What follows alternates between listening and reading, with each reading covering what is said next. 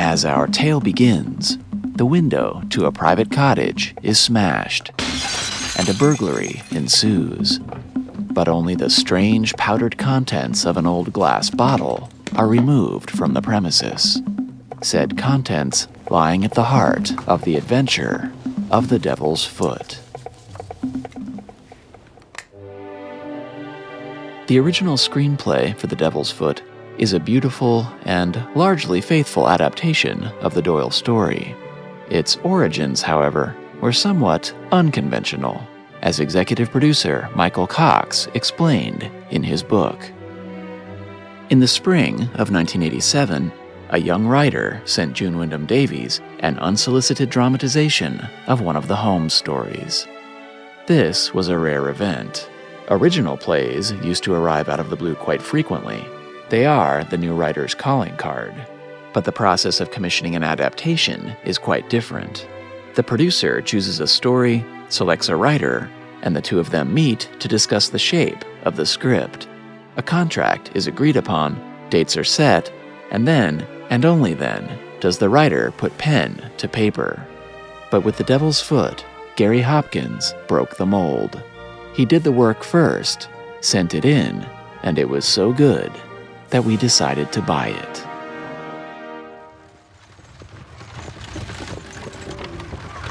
Making their way across the Cornish Peninsula, Holmes and Watson have left Baker Street behind in search of some much-needed rest and recuperation. Almost there. What does a Hollis Street specialist know about my health? Listen, Holmes. Dr. Moore Agar insists you have a complete rest if you wish to avoid an absolute breakdown. The sea air will do you the world of good. You should have traveled alone, Watson.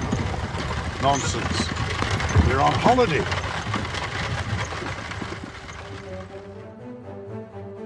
The Devil's Foot marked the debut of a bold new hairstyle for Mr. Brett. Somewhat to the chagrin of the producers, however, Jeremy took it upon himself to enact this change. During interviews, he attempted to explain. The thing is that when you wear your hair, as I was, I had to gel my hair. Now, gel is a very nasty thing to wear on a daily basis, especially when it's as severe as it had to be. And sometimes when I had been filming, I had to gel twice in one day. It sets like cement, and it's very uncomfortable. And I thought, if I could get the same effect with short hair, and I think to a large degree I did, then I wouldn't have to gunk my hair.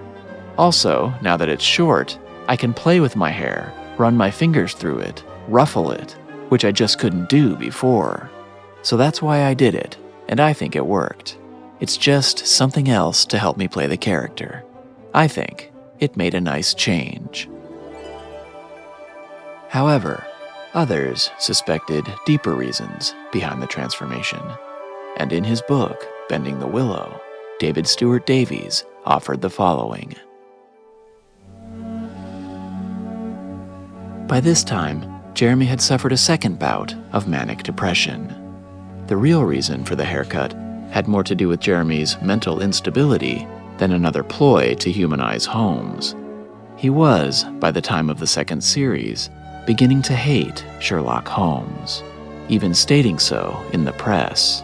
He told Geoffrey Wansell of the Mail on Sunday, "I never liked the devil from the start. I can't find anything of me in him. I must learn to live again." In trying to live again, and perhaps shake off the dark shadow of Holmes, he cut his hair in some kind of symbolic act. Edward Hardwicke confirmed the truth behind the new haircut, stating, "Jeremy just got into one of his manic states. You know, I hate Sherlock Holmes, etc. And one day, he cut his hair.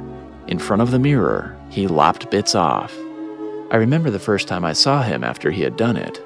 We were both appearing at an 80th birthday tribute to Sir Laurence Olivier at the National. He turned up at the theater and I said, 'God, what have you done to your hair?' It was patently obvious it had not been cut by a barber. There were bits sticking up all over." The makeup department at Granada had to deal with the mangled thatch, as did producer Michael Cox, who, keeping up appearances, suggested that the Shortlock's Sherlock worked. But many champions of the series were dismayed, not aware at the time of the seriousness of Brett's illness. Inside their lodgings, Watson is saddened to find his companion has resorted, once again, to a 7% solution of cocaine. But his concern is interrupted by the arrival of the local vicar, who is eager to meet the famous detective. Good day to you, sir. Oh, I thought as we were going to be neighbours for the next few weeks, I ought to say a few words of welcome. how very kind. And of course, I've long wanted to meet Mr. Sherlock Holmes. It is indeed a pleasure, sir. Thank you, but I'm Dr. John Watson. Oh. This is my good friend, Sherlock Holmes. 1,000 apologies, I should have realized. Do come in, Mr. Rounding. Very stupid of me. How did you know my name? You have an interest in archaeology, do you not? Why, yes. Deduce, Watson, come. Deduce. You've got mud on the points of your shoes and beneath your knees and on the fingers of your right hand, which indicates that you've knelt on the ground for a length of time. Oh, Watson, you're coming along marvelously. You're a left-handed gardener. You're a student of archaeology. You've published a paper on the theories surrounding Neolithic burial rites. You are the Reverend Francis Roundhay, vicar of the parish of Tredanick Wallace. Astonishing, sir. Please, sit down. But left-handed. The hand with which you hold the trowel. Exactly right. Precise in every detail. But how, sir, how? Vicar. The parish magazine, it's all... That's outrageous.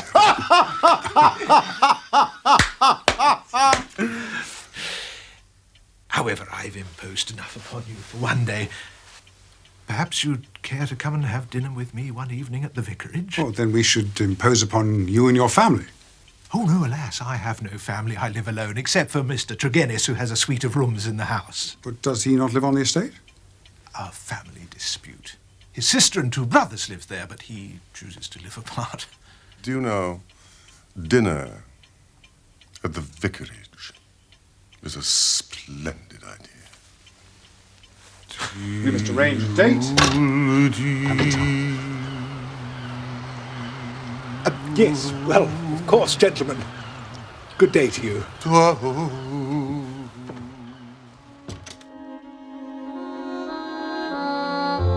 The trusty village vicar, Mr. Roundhay, was portrayed here by British actor Michael Aitkins. Born in 1947, Aitkins was educated at Haileybury before moving to Australia for 10 years and then Los Angeles, where he graduated from the AFI Conservatory Film School in 1981.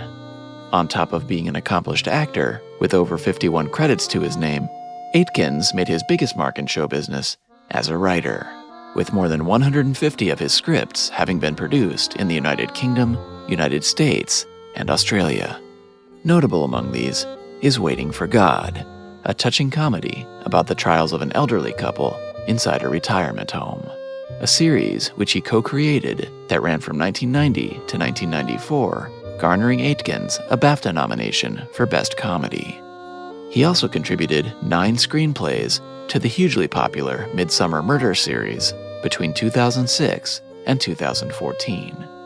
Aitkins also recently formed his own independent production company, Daisy Lou. And he is an occasional newspaper columnist providing humorous spins on newsworthy topics of the day. At the age of 75, Michael Aitkins currently resides in London. That afternoon, our 2 heroes enjoy a walk along the shore. But Sherlock Holmes is troubled, and he soon wanders off in his own direction, lost in thought. Quite often during those days in Cornwall, Holmes would strike out alone. The mystery and glamour of the place, with its sinister atmosphere of forgotten nations, appealed to the imagination of my friend. He spent much of his time in long walks and solitary meditation.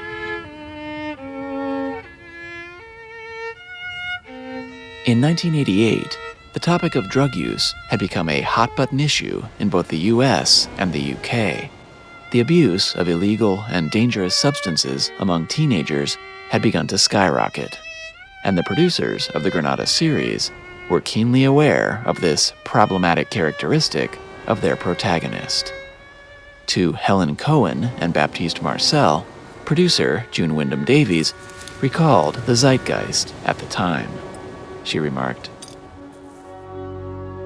"The first series had Holmes faithfully taking the 7% solution, but I had been terribly worried because we had the police coming to us, asking if we could help address the drug abuse issue. Here we have a leading man shooting up. I approached Jeremy about this, saying, I know you want to stick as closely as you can to the original, but how would you feel if we showed you giving it up? He went away and he thought about it, and came back, saying, you are absolutely right, I will give it up. So we worked out how he would bury the apparatus in the sand, and we never went back to it again." There was a moment later in the series when Edward Hardwicke opens the drawer to see whether Holmes has taken the stuff out, but it was there, undisturbed, to show that he has not used it. In an interview with Elizabeth Tremblay of the Armchair Detective magazine, Michael Cox echoed those sentiments, adding, "We encountered quite a lot of criticism for showing Holmes using cocaine in some of the early films. We thought this would be an opportunity to respond to those concerns and to be faithful to Doyle as well, because he says that Holmes gave it up later in life, though the devil was sleeping, not dead.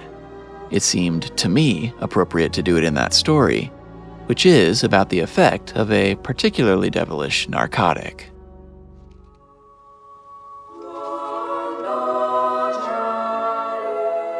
But for Jeremy, it was all about the fans. By this point in the series, he was receiving large amounts of fan mail, much of it from young children, who regarded Sherlock Holmes as their hero. Realizing that, like it or not, he had become something of a role model, Jeremy agreed with the producers that a change was required. He recalled, "I did it for the young people. I wanted to show them that Holmes didn't rely on drugs. I asked Arthur Conan Doyle's daughter, Dame Jean, if her father would be upset if I buried the syringe, to say to everybody that it's not such a frightfully good idea. And she said, oh, I think my father would be so relieved. She believed that too much had been made of Holmes' drug habit. So that's why I buried the syringe. It's the only way I could say to the young, Holmes has kicked it. It just had to be said hello to." One morning, however, my friend's convalescence was violently interrupted. Gentlemen, I urge you to consult the police. Holmes is a sick man. Yes, but getting better all the time, Watson. This is a matter of some emergency. Mr. Holmes, we can only regard it as a special providence that you should chance to be here at this time, for in all England you are the one man we truly need. I've tried to explain to Mr. Tregennis and Mr. Roundhay that you're in convalescence. Yes, I'm sure they'll be very sympathetic. Please sit down. Thank you. The fact is, as I've explained to Dr. Watson, the most extraordinary and tragic affair has occurred here during the night. You have my full attention. This is Mr. Tregennis, of whom I spoke. Now, Mr. Tregennis spent last night in the company of his brother George and Owen and his sister Brenda at their house at Tredannick Water. He left them playing cards around the dining table in excellent health and spirits. But on his return this morning, he discovered a truly bizarre state of affairs. All three, both alive and dead, retained upon their faces an expression of utmost horror. Dead. A convulsion of terror. It was dreadful to look upon. Was there any sign of anyone else in the house? Only Mrs. Porter, cook and housekeeper. She'd slept deeply and heard no sound in the night. Is anything missing?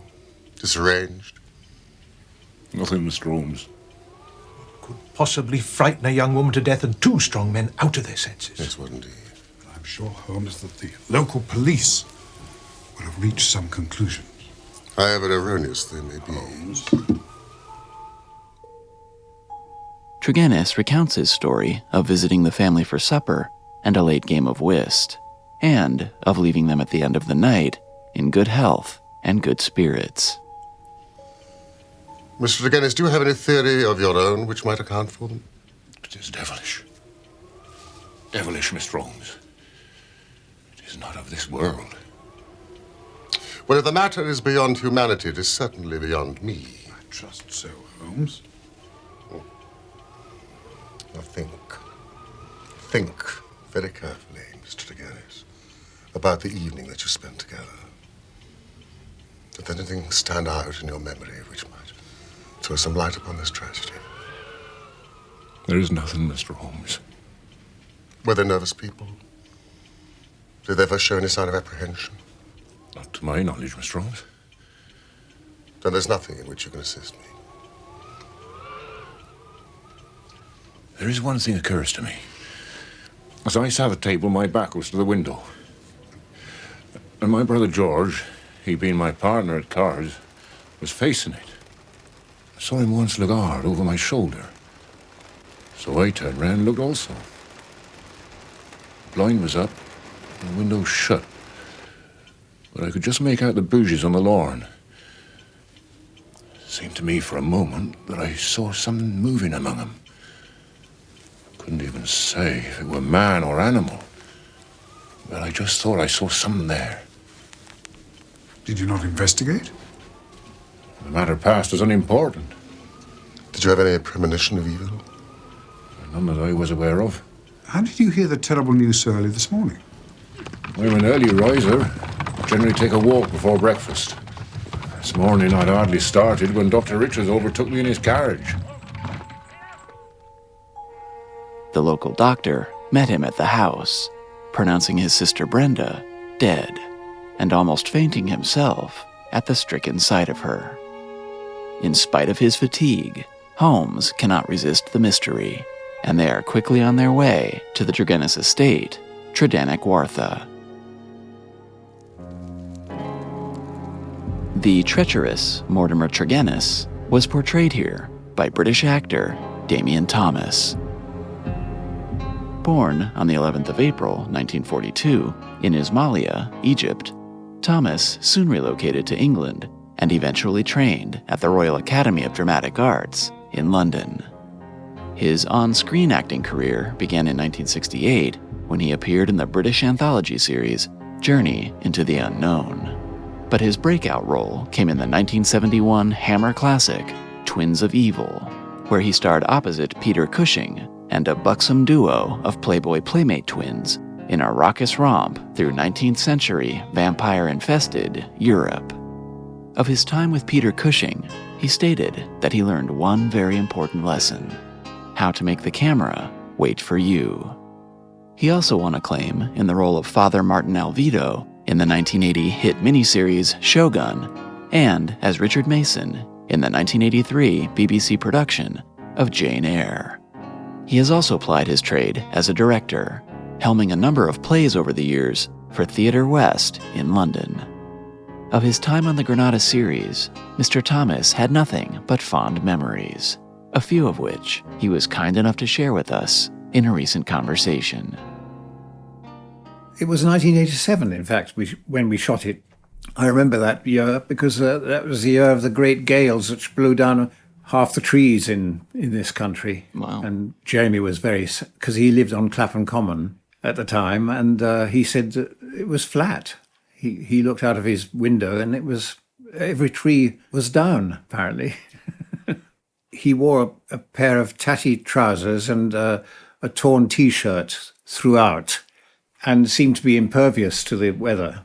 He came across like a sort of savant, someone who was shipwrecked on Acid Island and was waving at passing ships, you know. Yeah.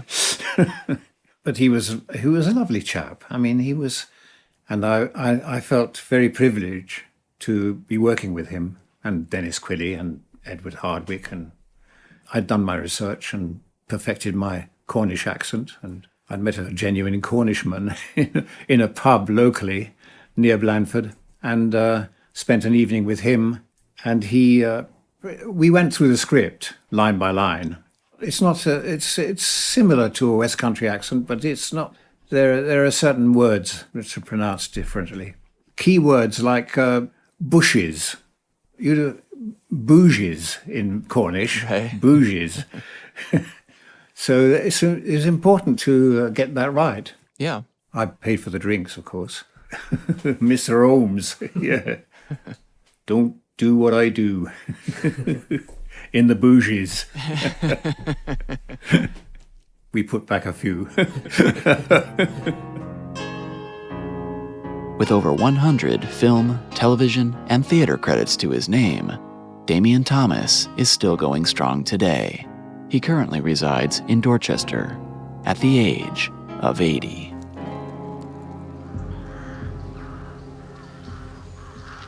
This is the window through which you saw the shadowy form.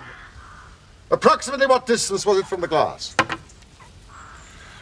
Say not less than 10 feet. But I guess about here. There's no sign of a forced entry. Then the window, of course, would have remained locked. My sister made sure of that. Even in Cornwall, Burley. So, dreadfully so. It's quite all right, Mr. Holmes. An accident. In investigating the window, Holmes steps back hard onto the foot of Mortimer Tregennis, which he takes but a moment to observe. Inside the house, Holmes looks over the scene of the tragedy, but finds little to suggest a clue. The grieving housekeeper, Mrs. Porter, recounts the evening's events from her point of view. She recalls a minor squabble when Brenda kindly invited Mortimer to stay the night, and her other brothers objected. She soon left the room just prior to Mortimer's departure. Is it customary to have a fire in the room at this time of year? It was a cold and damp night, Mr. Holmes. Well, I must say, I thought it was rather humid. I suffer with a mild blood disorder. Feel the cold on even warm nights. I know how you feel. Now, Mrs. Porter, was the door to this room closed when you entered this morning? Oh, certainly, sir. But when she returned to the room that very morning, she found the family stricken with madness and death. When I recovered, I threw wide the window to let in the morning air. Then I ran down to the lane and sent a farm lad for the doctor. And the rest I think you know, sir. Holmes turns his attentions to the body of Brenda Tregennis, where he finds a unique ring hanging from a ribbon around her neck. Watson also wagers that Tregennis was lying about suffering from a blood disorder. The mystery grows deeper.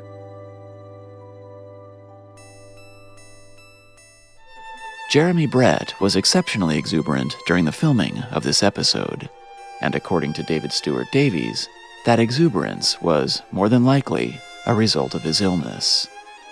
It did, however, lead him to make a few of his own embellishments to the story and to the character. Some not exactly in keeping with Doyle's canon. It was that great enthusiasm that was responsible for us seeing Holmes with a swingin' 60s bandana tied around his forehead in one scene, and his scarf tied around the outside of his Homburg in another. A still image from the episode featured in the Sunday Times showing the scarf hat concoction was playfully captioned, "Sherlock Holmes as a teapot." And the Times wasn't the only paper to take note of these non-canonical, sartorial kerfuffles. Nancy Banks Smith at The Guardian noted, "Sometimes he wears his muffler under his hat, and sometimes over. The first gives him a passing look of the wife of Bath, and the second, Lady Bracknell. Sometimes he even knots it artistically around his brow and lets it dangle.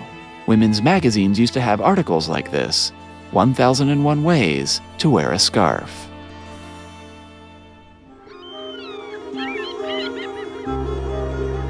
It won't do! It won't do! 3 people grievously stricken by some conscious or unconscious human agency. Now, when exactly did this event occur? They'd finished playing cards. It was past their usual hour for bed. Apparently the chairs had not been pulled back from the table. Well, it must have been only moments after Tregennis left the house. Exactly. You're conscious, of course, how I managed to obtain a clearer impress of his foot. Yes, I guess something of the sort. Having got a sample print, I could pick out his tracks among the others and follow his movements. For the length of his stride, he returned swiftly to the vicarage. If Tregennis disappeared, then almost instantly some other person affected the card players. Now, how can we reconstruct that person? But is there any evidence, really, Watson, that anyone did creep up to that window? The only suggestion comes from Tregennis, who says that his brother reacted to some movement in the garden. And how was this impression of horror conveyed? Suddenly, the duo is interrupted by the appearance of a large, gruff, and bearded man. You're Mr. Sherlock Holmes, the detective. And you are Dr. Leon Sterndale, the great lion hunter and famous African explorer. Have you made any progress? The county police are utterly at fault. Tell me what you know about the fate of the Tregennis family. What is your interest, Dr. Sterndale? My claim to be taken into your confidence is that during my many residences here, I have come to know this family of Tregennis very well. Indeed, upon my Cornish mother's side, I may call them cousins. So their strange fate has naturally been a great shock to me. Do you know of anything that could help us in our inquiry? Nothing at all. I may tell you that I had got as far as Plymouth upon my way to Africa when news reached me. I came straight back here to help in any way I can. Did you lose your boat? I will take the next. That is friendship indeed. I tell you, they were relatives. Did your baggage go on with the boat? Some of it. Most of it remained in the hotel. Well, surely this event could not have found its way into the Plymouth morning papers. No, sir.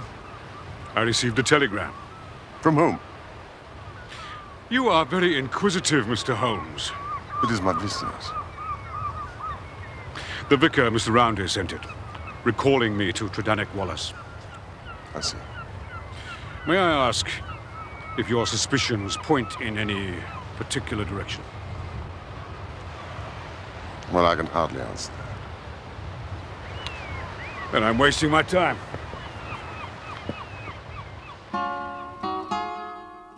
The Devil's Foot provided an additional challenge for production designer Mike Grimes, who lived in Cornwall at the time and was specially assigned to shepherd this story by producer June Wyndham Davies because of his local knowledge.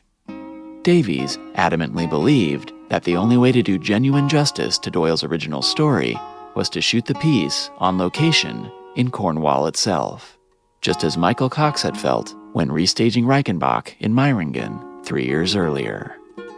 Braving a particularly bracing November, the cast and crew trekked over 300 miles from Manchester to the Cornish Peninsula, and designer Mike Grimes successfully delivered a genuine Cornish experience for all involved, even hosting a wrap party for the entire production group at his Cornwall home.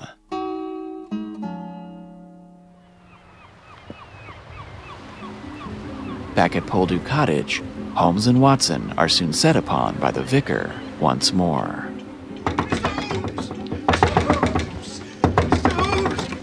Mr. Holmes! We are devil-ridden, Mr. Holmes! My poor parish is devil-ridden! We are given... What has happened? They soon learn that Mortimer Tregennis has met the same fate as his sister, dead, with a look of contorted fear upon his face. At the vicarage, Holmes conducts yet another investigation. But this time, he finds the clues that he has been seeking. Back at the cottage, Holmes emerges with a package under his arm and a plan. What on earth are you doing? An experiment to test a theory. Isn't that the lamp that was in Tregennis's room? Yes, I know. Oh, I see you've bought an identical one. I purchased it from a delightful little shop in the village. That's where you've been all afternoon.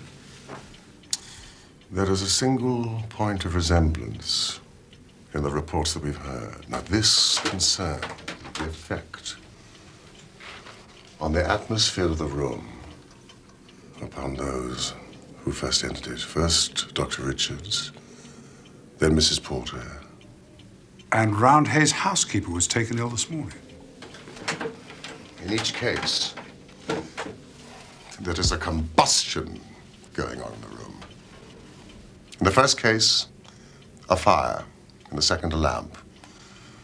Now, the fire perhaps was necessary, but the lamp was lit when it was already broad daylight. A comparison of the oil consumed in this and Tregennis's lamp proves that point. But why? Something was burned, producing an atmosphere, causing a strange toxic effect. In the first instance, that of the Tregennis family, a substance was placed in the fire, and the fire would carry the fumes to some extent up the chimney. Only Brenda Tregennis, who was closest to the fire, was killed. Her brothers were exhibiting that lunacy which is evidently the first effect of the drug. The other case, of course, the result was complete. So it's a poison which works by combustion. Now, the obvious place to look was the smoke guard of the lamp in Tregennis's room. There, sure enough, I perceived a number of flaky ashes, and round the edges, a fringe of brownish powder which had not yet been consumed. Half of this I took, the other half I left for the police. We will see if we can reproduce the same effect with our own lamp. Oh, no, Holmes. That's insane. I cannot force you to stay, but I mean to have the answer. Of course I shall stay. I thought I knew my Watson. Holmes places the powder from the vicarage lamp onto the smoke guard of his own, and within moments, the room begins to fill with the vapors of combustion, resulting in a series of bizarre and symbolic hallucinations overwhelming the mind of Sherlock Holmes. The Devil's Foot-induced hallucination sequence in the episode was much different than it appeared in the original story, but Michael Cox was quite pleased with the result. In a study in celluloid, he wrote, "Watson's account of this experience is a splendid description of nameless horror. But one of the aspects of Gary's script which particularly appealed to me was that he offered specific images for the nightmare which Holmes undergoes. They are all images of death, which has obsessed Holmes throughout the episode. Cain, Oedipus, Nebuchadnezzar, and his own nemesis, Moriarty, orchestrated by the director into a disturbing series of images." You must stand clear, Mr. Holmes, or be trodden underfoot.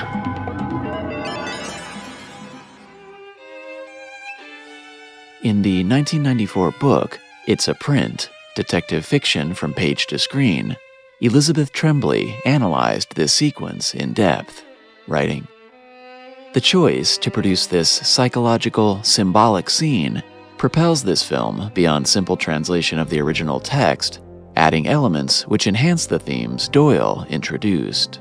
The film hallucination suggests that Sherlock Holmes fears three things: physical death, the loss of rational deductive abilities which constitute his identity, and the destructive potential of guilt." Tremblay goes on to examine, in great detail, the imagery corresponding to each of those individual fears. But just to give you a taste of that lengthy essay, with regards to Holmes' fear of the loss of his rational deductive abilities, she writes, The tilting ground indicates the loss of the equilibrium so necessary to objective, rational work. Holmes first appears in the hallucination, running from something rather frantically, the state of his emotional distress indicated by his disheveled hair and clothes. The loss of objectivity also appears when he looks into a mirror and sees not only himself, but himself as a child, and the oncoming Moriarty. When faced with these memories, Holmes attempts to cover his eyes, to shield himself from their horror. But these attempts bring blood from his eyes, the refusal to observe results in the loss of the ability to observe. The film's incorporation of Blake's Nebuchadnezzar also implies the loss of reason. Nebuchadnezzar is the fallen Babylonian king who, punished by God, was, quote, driven from men, did eat grass as oxen, and his body was wet with the dew of heaven, till his hairs were grown like eagle's feathers, and his nails like bird's claws. Daniel 4:33. Becoming unreasonable, like a beast, is a fate more fearful than death for Sherlock Holmes.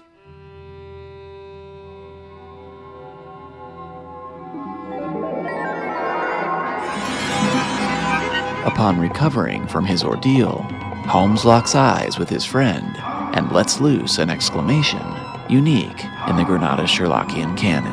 Holmes! Holmes! Ah! Ah! Holmes! Ah! Holmes! Ah! For God's sake, can you hear me? John! Thank God you're all right. That was a stupid and dangerous thing to do. We could have been killed. It was an unjustifiable experiment, even for myself. Doubly so for a friend. I really am extremely sorry.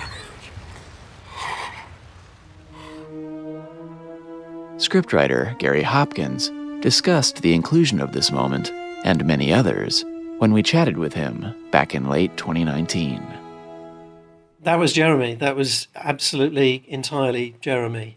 Yes, it was written in the script pretty much as it was in the original story. Well, I reversed it because in the original story it was actually Watson who was affected by the drug, not Holmes. But we thought we'd flip that round because it seemed like the right thing to do. Holmes was the one who was tampering with the experiment, so it made sense for him to be the one affected by it. And because of Watson's medical background, it made sense for him to be the one to bring him round. But when it came to actually putting that together, I think we did this in rehearsal, that Jeremy said, actually, I'm just going to call him John. And it was a moment of revelation. It was that moment of Sherlock Holmes being so vulnerable and so exposed, but and at the same time showing his real affection for Watson as a human being. It made perfect sense for him to call him by his first name. Jeremy, as always, eager to remain faithful to the spirit of the original, telephoned Dame Jean Conan Doyle and, after discussing the idea at length, received her blessing to call the doctor by his forename. Years later, in a conversation with David Stewart Davies and Jesse Lilly, Jeremy Brett expanded on his reasoning for this decision, saying, "It really was the one time that he could call him John, because he was semi-conscious. We always called each other by our surnames because of school. That's why I think they stuck to it. But I think in extremis, he might have said John. It gives another little slant to it. I slipped it into the show that, underneath it all, there was just something more than, well, what they say, that Holmes is all mind and no heart. I just tried to bring a little trickle of blood into the marble, just to bring a tinge of humanity. Otherwise, he's an iceberg.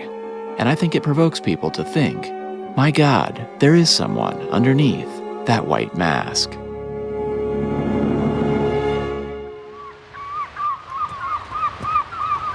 After a short recovery back at the cottage, Holmes and Watson are paid a visit by Dr. Leon Sterndale.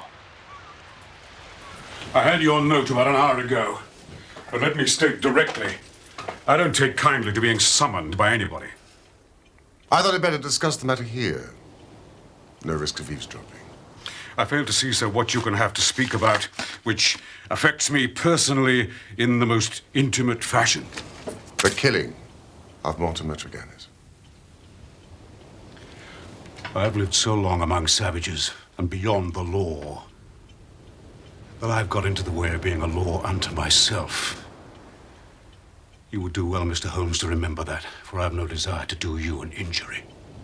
Nor are you, Dr. Sterndale. But surely the clearest proof of it is that, knowing what I know, that I've sent for you and not for the police. If this is a bluff upon your part, sir, you have chosen the wrong man for your experiment. No, the bluff is upon your side, not upon mine. Now, I will tell you the facts upon which my conclusions are based. Of your return from Plymouth and allowing much of your property to go on to Africa, I shall say nothing except that it informed me that you were one of the factors which had to be taken into account in the reconstructing of this drama. This telegram from the hotel confirms what you told me. Now, when we last met, you asked me whom I suspected, and I refused to answer you. Then you departed. But you didn't go home. Oh, no, Dr. Sterndale. You went to the vicarage. And you waited there for some time. How do you know that? I followed you. I saw no one. That is what you may expect to see when I follow you. Actor Dennis Quilley had many fond memories of shooting with Jeremy along the Cornish shores. To David Stewart Davies, he recalled, "After a day's shooting, we sat in this small private hotel in Cornwall, singing our way through the score of A Most Happy Fella. Joey, Joey, Joey," we crooned into each other's eyes. The other diners, who tended towards the elderly and respectable, stopped in mid-mouthful. June Wyndham Davies was sitting at the same table, trying, pathetically, to pretend she wasn't with us. When we finished, instead of receiving a rapturous applause, as we would have done in a black and white Frank Capra movie, there was stunned silence. Jeremy whispered in my ear, "I think we've just lost the contract." In fact, Edward Hardwick also remembered this musical tour de force, but admitted, "I always used to exit before this cabaret began. It always rather embarrassed me, but the rest of the cast enjoyed it immensely." And speaking of the rest of the cast, as Dr. Leon Sterndale, the great lion hunter and explorer, we have veteran thespian Dennis Quilley. Born Dennis Clifford Quilley on December 26, 1927, in Islington, his father was a post office telegraphist, and at age 11, Quilley proudly won a scholarship to the prestigious Bancroft School in Essex, where he was doubly fortunate to have a master who inspired him by introducing him to Shakespeare. And at the age of 17, Quilley shocked his parents by announcing that he wanted to forego university and become an actor. The young man made his first stage appearance in 1945, but had to pause his theatrical ambitions to complete his national service with the British Army, which stationed him in Khartoum. Upon his return, he hit the theater circuit hard, becoming Richard Burton's understudy in The Ladies Not for Burning. It took a while for Quilley to firmly establish himself, but by age 40, he was known and liked around the London theater scene as a tall, craggy, well-built actor with a commanding voice.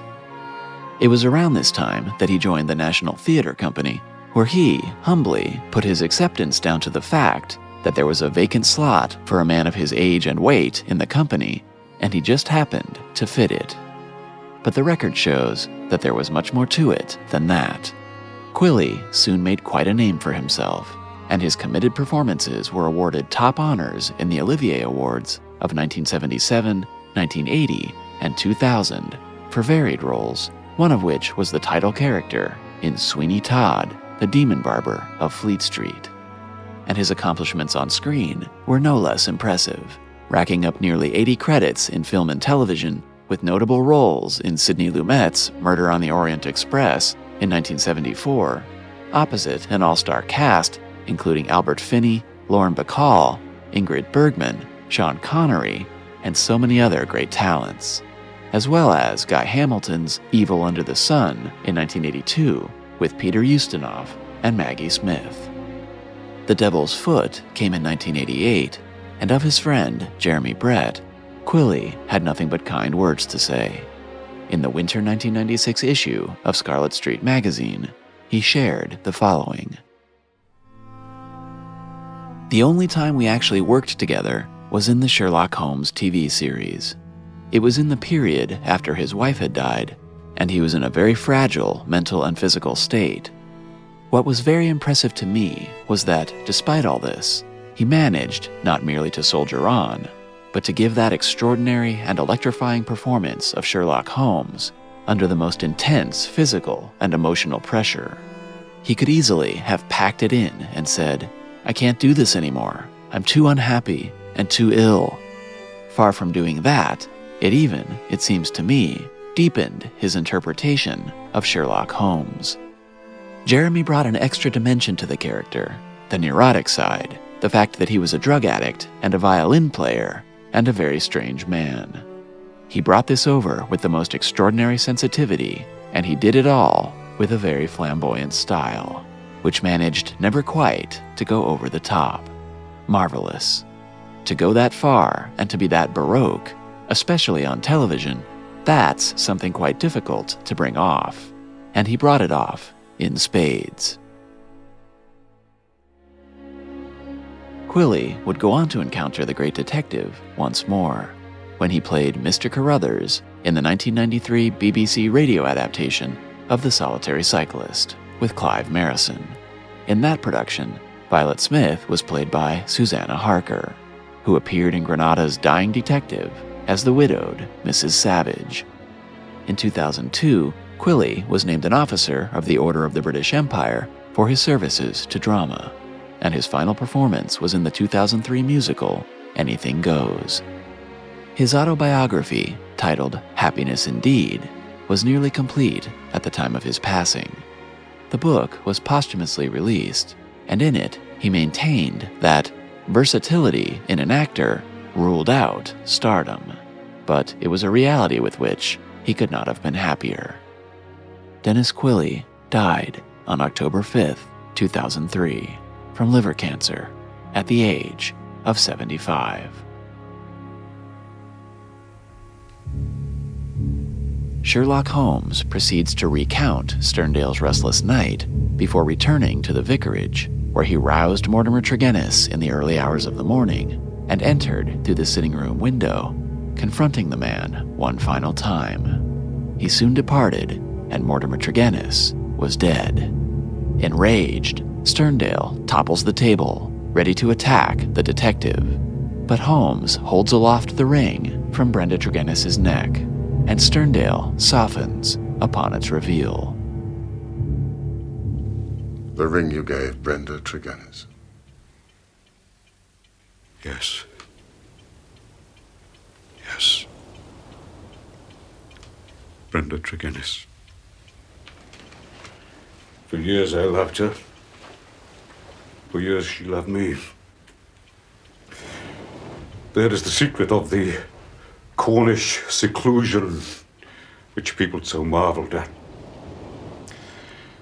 It brought me close to the one person on this earth who was dear to me. I couldn't marry her, for I had a wife who left me, but whom, by the deplorable laws of England, I could not divorce. For years, Brenda waited. For years, I waited. And this was what we waited for. Roundhay knew. He was in our confidence, hence his telegram to me at Plymouth. What was my baggage, or Africa, to me, when I learned that such a fate had befallen my darling? There you have the missing clue to my actions, Mr. Holmes.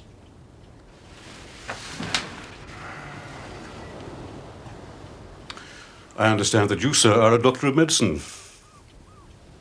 Have you ever heard of Radix pedis diaboli? Devil's foot root.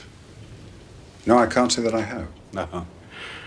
Well, it is no reflection upon your professional knowledge. For I believe that save for one sample in a laboratory in Buda, there is no other specimen in Europe.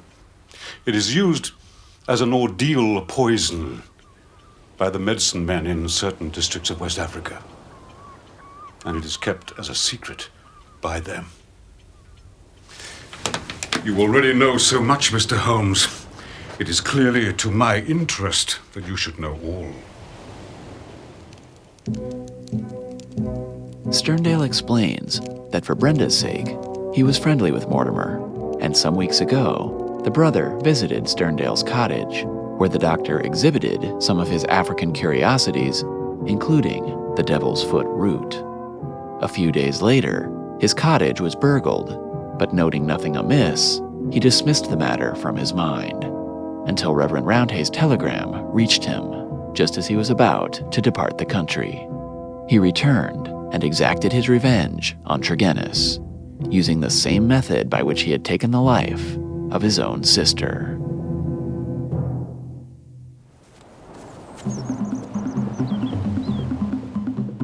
The intense violin and percussion music for The Devil's Foot was part of a very special suite written by series composer Patrick Gowers to elicit a distinctly West African feeling within this episode. But not everything is quite as it seems within the score, as we learned in a recent conversation with series violinist and daughter of the composer himself, the remarkably talented Katharine Gowers. Absolutely at the opposite end of the spectrum was the episode The Devil's Foot, where Sherlock, he's taken too many drugs. Right. And so he starts hearing the violin, and Dad decided he wanted to compose something that was actually physically impossible on the violin. So he's hallucinating. Sherlock's hallucinating about the violin. Right. So Dad took me by tube to this little room in Camden Town that was owned by a man called David Forehouse. And he had this computer equipment. And I was sampled. And then I was put back together again so that he could compose something that you couldn't actually play. And I said to Dad, you mustn't tell anybody that I've done this, because I thought people would think that I was some extraordinary virtuoso that I also felt I wasn't. And at the same time, it was also unplayable, so it was a lie. Right. So this piece was created, and at the end of the episode, when it was aired, the telephone went. Dad picked it up. Hello? Kathy is what I heard. And it turned out that some musician had rung and said, "Who's the violinist?" And Dad just said, "Kathy." And I said, "Dad!" So, yes, that happened. And I would like to clear it up. It was not me. It was not me. Yeah. I mean, it was me and it wasn't me. And we'll be hearing more from the wonderful Katharine Gowers very soon. But for now, let's return to the story. You can take what steps you like, Mr. Holmes. But there can be no man living who fears death less than I do now. What were your plans? I was intending to bury myself in Central Africa. My work there is but half done.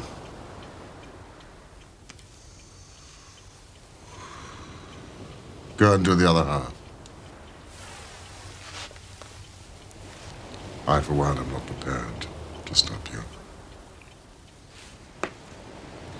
Sterndale takes his leave, and Holmes and Watson are left to ruminate on their decision.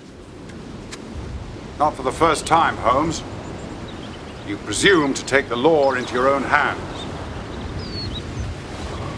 I have never loved. But if I did, and if the woman I had loved had met with such an end, I might act, even as our lawless lion hunter has done. Wouldn't you? Yes, I suppose so. But that's not the point. The point is, why should I do the work of the official police? And as you're very fond of telling me, I'm on holiday.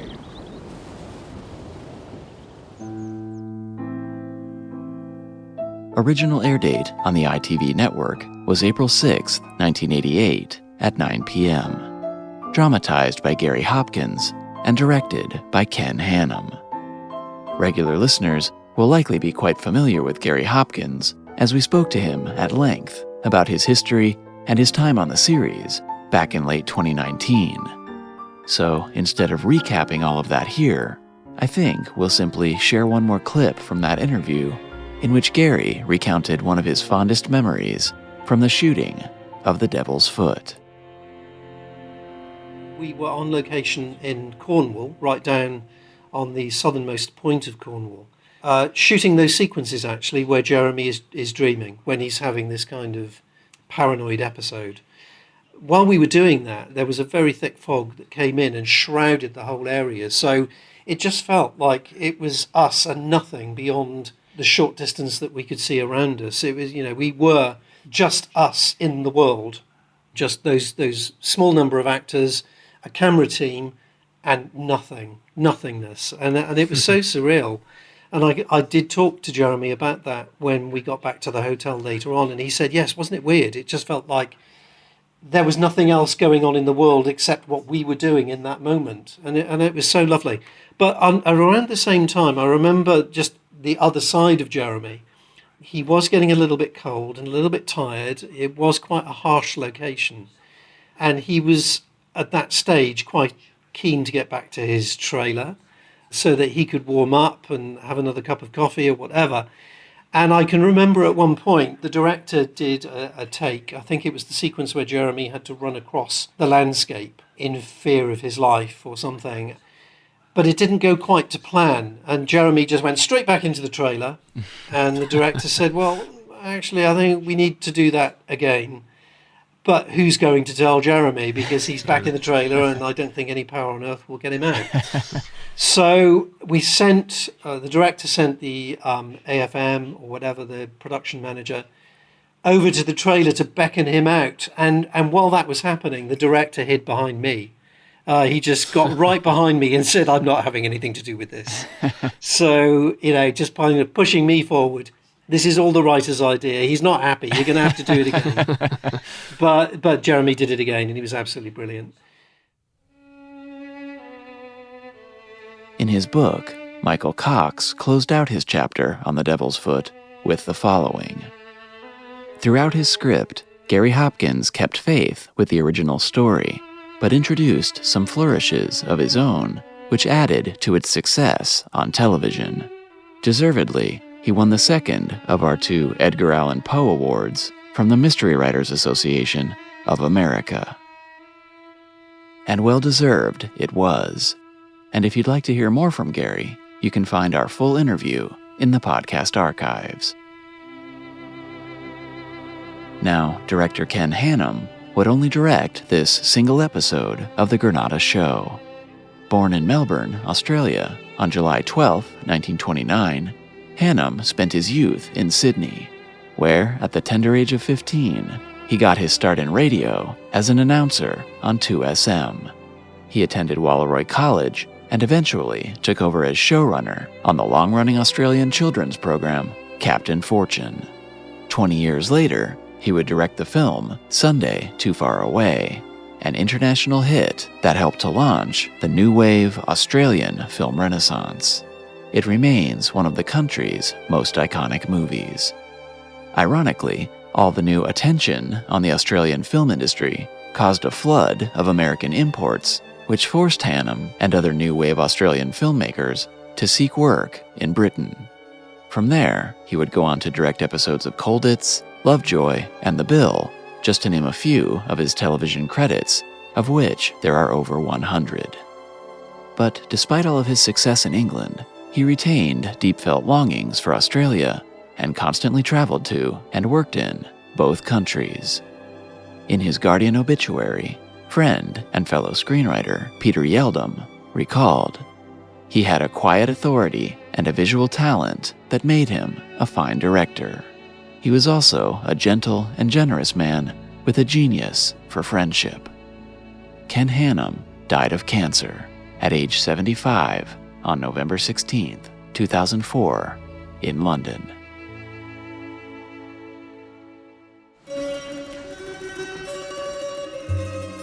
in the winter 1992 edition of the Armchair Detective magazine, Jeremy listed this episode among his favorites.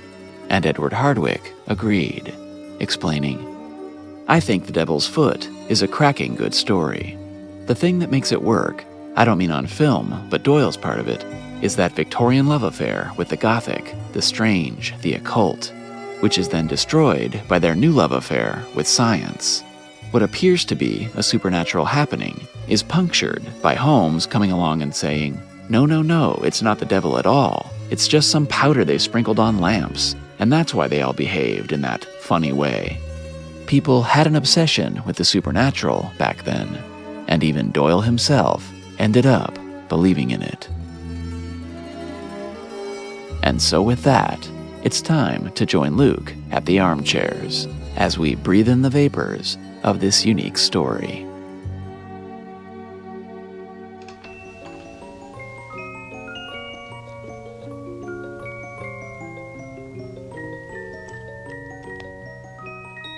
Holmes needs rest. He has never been lazy.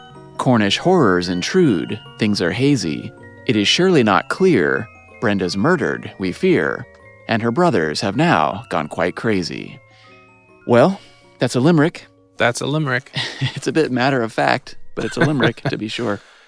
Well, we're here to talk about The Devil's Foot, so let's get to it. Yeah. The opening music has some interesting changes and flourishes to it. Very minor, but I don't know, slightly atypical. I liked it. Yeah, a little more moody. I think this whole episode feels a little more moody. Yeah. Like there's a good change of scenery. It's a little more mysterious, maybe even a slightly more evil crime than normal. Yeah. To me, it was kind of reminiscent of a horror film in some ways. And I actually thought they shot it that way at times, not all the way through, not totally consistently, but certain times I thought so. I would even go so far as to say it has a Lovecraftian horrorness to it of sorts, but we'll come back to that. All right. At the very beginning, the very first shot, the ocean with the sunset, and there's a giant sphere in frame. Yeah. It's like the banister of the Sterndale house or something in the foreground. Always makes me think of The Prisoner. It's just the ball and the beach. I don't know. Fans of that show will know why. It gave me a weird feeling every time I see it because it looks like a giant black moon in a bright sky. Yeah, it's kind of like a Pink Floyd album cover or something. But then it like tilts down kind of handheld style to underneath the banister, and that's where it kind of starts to feel a little almost Sam Raimi-ish to me. In that moment, yeah. Yeah, and a couple later, but not many. Well, it's interesting because these shots here, they're all crammed in very quickly at the beginning. I feel like there's a lot of really interesting things to look at. Yeah. African curiosities, props, and antiquities. Things. Yeah, exactly. But they go by so quick, it's kind of almost a shame. But I just like the production design detail. I guess one can always pause, I suppose. I did. Yeah. And one of those details is that little pill box that Mortimer uses for the powder. I thought that was a really nice touch. Yeah, and the little brass microscopes. Yeah. I still want to get my hands on one of those. So the credits roll on the nighttime shores and the craggy rocks of the Cornwall Peninsula. But we have something interesting here, a cross dissolve. Now you tell me what you think about this, but I think it's from a low definition shot to a high definition shot. Yeah. Is it? I mean, it's hard to tell what's happening because I think it's also changing from night to day. So maybe that's just the difference? Well, I had to go back and actually look at the original episode on this. I say the original episode, I mean like the broadcast version. Yeah. There's a couple of them on YouTube, and it does seem like when it changes, it also gets brighter. And so I thought, okay, well, they found the new footage, but they didn't have the footage of the credits, so then they just cross-dissolved, which I actually still like that they did that. Yeah. But even in the original, it did fade up a little bit. This is kind of a first in that regard because, you know, as we said in the past, usually when there's a crossfade, both are left in standard definition. So this is like maybe the first time that that's not been the case, where it went from standard definition to high definition with the crossfade. I wonder if it was actually a crossfade or if they just opened the iris on the camera. Oh, I see what you're saying. To go from nighttime to daytime. I don't know. I'm not sure. Yeah, I'm not sure. But coming back to the beginning, Jeremy Brett's first look, so sad and so great. I don't know if you noticed this. I'm sure you did. Holmes is wearing his shawl from Musgrave Ritual over his legs. And you can see it better in the next scene. I'm like 99% sure it's the same one. Yeah, like lays it out on the beach. You can get a good look at it. Yeah, we have a listener who I think has stitched one to match. Did they? I thought somebody asked us to stitch one. No, there was somebody who did it, and they posted a photo somewhere. I'd have to go back and find it, but they did a great job, and that would be great if we could offer that as a relic, but that seems like a tall order. That seems like we'd be going into... Crochet? Crochet. Yeah. Well, at the cottage, we have Jeremy Brett coked up in his sing-songy voice when Roundhay arrives. Come, Watson, did yous? But, I love this scene, and I mean, gosh, what's not to love about this scene? But more than all that, the way it's shot, just the back of Holmes's head is seen in that moment when Watson is doing the deductions. Mm-hmm. But it's just that Jeremy is doing so much acting in those moments when the camera is actually on Roundhay and all you're seeing is the back of his head. And it's kind of hard to tell unless you're actually listening in the headphones or really paying attention, but he's whispering little words of encouragement to Watson as he's doing his deductions, and he's smiling and nodding, and it's just a fun thing to catch that you don't really see because your attention goes to Roundhay in those reverse shots. But it's, on top of all that, it's also accentuating his drug high even more, which I think is important, but also, it's just well executed. I love the shot of Holmes kind of slumped in his chair. Yeah. Cocaine needle on the table, the green leather chair, the cane hooked on the back of the chair. Like, it was really well thought out, well set up shot. Never noticed it before, but there's bruising on his arm. Yeah. From where he's hitting the vein. I just like that detail. Like, there's no close up of it. You barely see it, but it's there. Well, and then, of course, his giant laugh. Yeah. It's so amazing. I mean, what can even be said? I mean, it's so big and it's so real that, like, the veins are popping out of his head. Yeah. I feel like you can see Roundhay even kind of genuinely having to shake that one off. Yeah. Like it surprised the actor. And then just right after that, he starts singing to himself, which, again, it's just those little details. It took a long time before I really noticed or I guess cared about that level of detail. But when Jeremy starts singing to himself, it's just such an amazing performance. So great. The captions actually say, "Dinner at the vicarage, what a splendid idea." And then it says, "Holmes singing Wagner." Oh, really? Yeah. Interesting. And I don't know Wagner that well, so I wouldn't tell you which song it is, but somebody can probably write it. Well, let's take a moment to talk about Jeremy's hair. Yeah. What do you think of the new short locks Sherlock? Well, maybe just because I grew up with it, it doesn't bother me. When I watch other movies nowadays that are period pieces and they've got modern haircuts, it does bother me. Yeah. But there's something about it that it doesn't feel, maybe it's because we're not in the 80s, but it doesn't feel modern. It just feels short. Well, when I first saw it, when I was younger, I wasn't thrilled, but over time, I think it works in its way. I don't like it as much as the slicked hair, I'll admit, but watching these over and over through the years, I think having the change, it's a nice little change. And honestly, I don't disagree with Jeremy that when you look at the Paget illustrations, it's frankly more like that than it is a slicked back thing. Yeah. For the most part. So I don't know. I mean, I know that he had other reasons probably for doing it. I don't know. I don't dislike it. I'm glad when it goes back to the grease. Same. And I could see why it would bother people, but I feel like it's not egregious because he doesn't have like George Clooney's bangs or something. Right. It's not anything too bizarre. It's just short. Well, let's talk about the locations. And I don't just mean the Stonehenge standing stones. I mean, like, every time they're outside, there is marshy ground around them or crumbling ruins in the distance. Yeah. It's like every shot is just, it's so unique to this series. I mean, it really is capturing a place that we haven't been before in the show. It's just so well done. I feel like, kudos need to be given to June Wyndham Davies for fighting for it. Mm-hmm. Though, as we will come to see, the money they spent on this episode kind of came back to haunt them when the time came to make Hound of the Baskervilles. Yeah.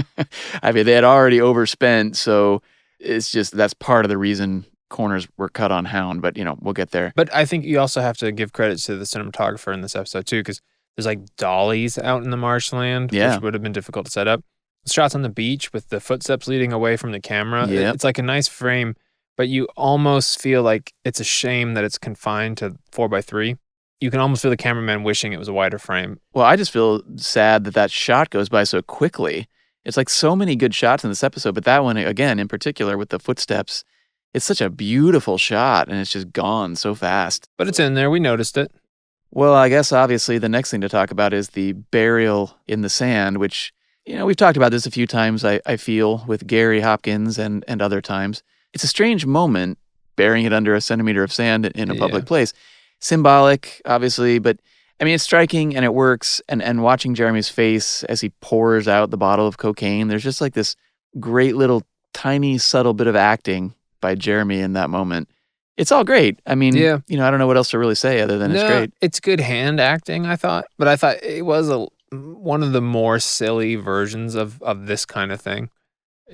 Just because of that, like it's barely under the sand. It's very symbolic more than anything. I feel like it's one of those things everybody does notice and kind of everybody calls it out, but it just feels so Jeremy. It does. It feels like he was like burying a friend and, being respectful to it. Like, because he covers it up and his hand kind of keeps moving even after he's done the sand. And it's like just very symbolic, but a little hokey. It takes me out momentarily because I do feel like it's a Jeremy thing. It's not a Sherlock Holmes thing. Right. It's not a Granada show thing. It's a Jeremy thing. But I like that. I just like it. Yeah. I love Jeremy and I love everything he did. So it's nice to see. But speaking of that, the teapot hat. Again, I've always loved this. The more I watch it, the more I, know a bit about Jeremy's state of mental health. It does change it a little bit, I suppose. But I don't know, regardless of the reason, it's such a striking and bold choice. Yeah. I find it impossible not to like it. Yeah, it's a bold choice, but it's also, if it was windy out there by the ocean, which probably is, you don't want to lose that Homburg. Right. So you tie that thing on. Makes sense. I made a note that said, I wonder if it was the costume department's decision to highlight the ear flaps that he's wearing in that scene. Yeah. Because he clearly pauses before he takes them off. And I thought okay, it makes him look like he's an old hound or something on the scent of a new case and it's a little whatever. Yeah. But then I was reading the original story. Then there's a line in there when he's speaking to Roundhay, which is at the same moment in the show. It says, Holmes took his pipe down from his lips and sat up in his chair like an old hound who hears the view halloo. So I wondered if maybe they did it for that reason, like as a little nod to the original story. Either way, I like it. Yeah. It's another kind of funny thing, but it's not overly funny. And you almost don't notice it. It's a layer that you find when you watch him over and over, I find. Yeah.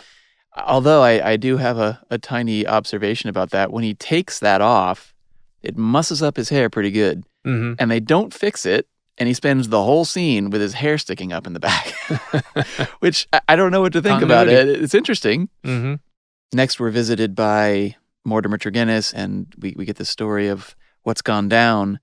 And I don't know if I would put this in the bad category or not, but when they cut to Mortimer's story of the brothers and sisters all being stricken by the evil, one of them is mumbling, the sister's dead, the camera moves to George, the one with the glasses, and the foam pours out of his mouth.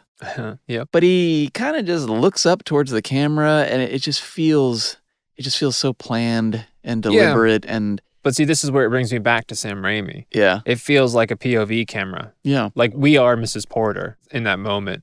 It's like a little hokey, but I don't know. It reminded me of Sam Raimi. It reminded me of Peter Jackson a little. It's like those old kind of 70s, 80s horror movies where that kind of thing would happen. And it takes you out of the mundanity of the story and it shoves you into the scene a little bit. It's a little unexpected and a little jarring, which I'm sure is exactly what it's supposed to be. But it's just the fact that he literally pulls his head up right at the moment the camera pushes right onto him, and it's just like look at me, I know, but I mean, obviously it was planned. Yeah. Well, another interesting note here, though, Peter Shaw, the actor who played George Tregennis, this was his only on-screen role ever. He was actually a floor manager on the series in a couple of episodes, Sign of Four, Silver Blaze, and Abbey Grange. But yeah, I don't know how he came to be cast in this one. Someone must have, liked his look for this or something. But you look like you could foam at the mouth. We got a role for you. Yeah, but I thought that was a curious bit of trivia. Yeah, maybe he could do the accent. Do we know if all the actors were Cornish or if they were specifically none of them not were. Cornish? No, none of them were, and we have some emails we'll come to that pretty well criticize. Yeah, I mean, I was watching it and thinking the same thing. Are any of these people Cornish? No. Well, and probably not really worth mentioning, but in the original story, Conan Doyle actually got a lot of flack for how he described the game of whist. Because in the book, I can't remember, but he gets the position of the seating wrong. he states that Brenda was sitting across from him or something like that. And readers wrote in to say that if George was his whist partner, he would have been sitting across from him. So they corrected that in the show, which, only makes sense. But it was just a curious little glitch in the original story that really came back to haunt Conan Doyle. To haunt him? Well, it's just that, people were, it's like the bike tire thing in Priory School. Yeah. It's like he didn't think it through all the way, and people were pretty upset about it. It's up, they're trusting him to make Sherlock Holmes looking at real evidence, and, It's true, but I guess, there was a time where he was going to pack it all in, so at least we got something out of him. Yeah.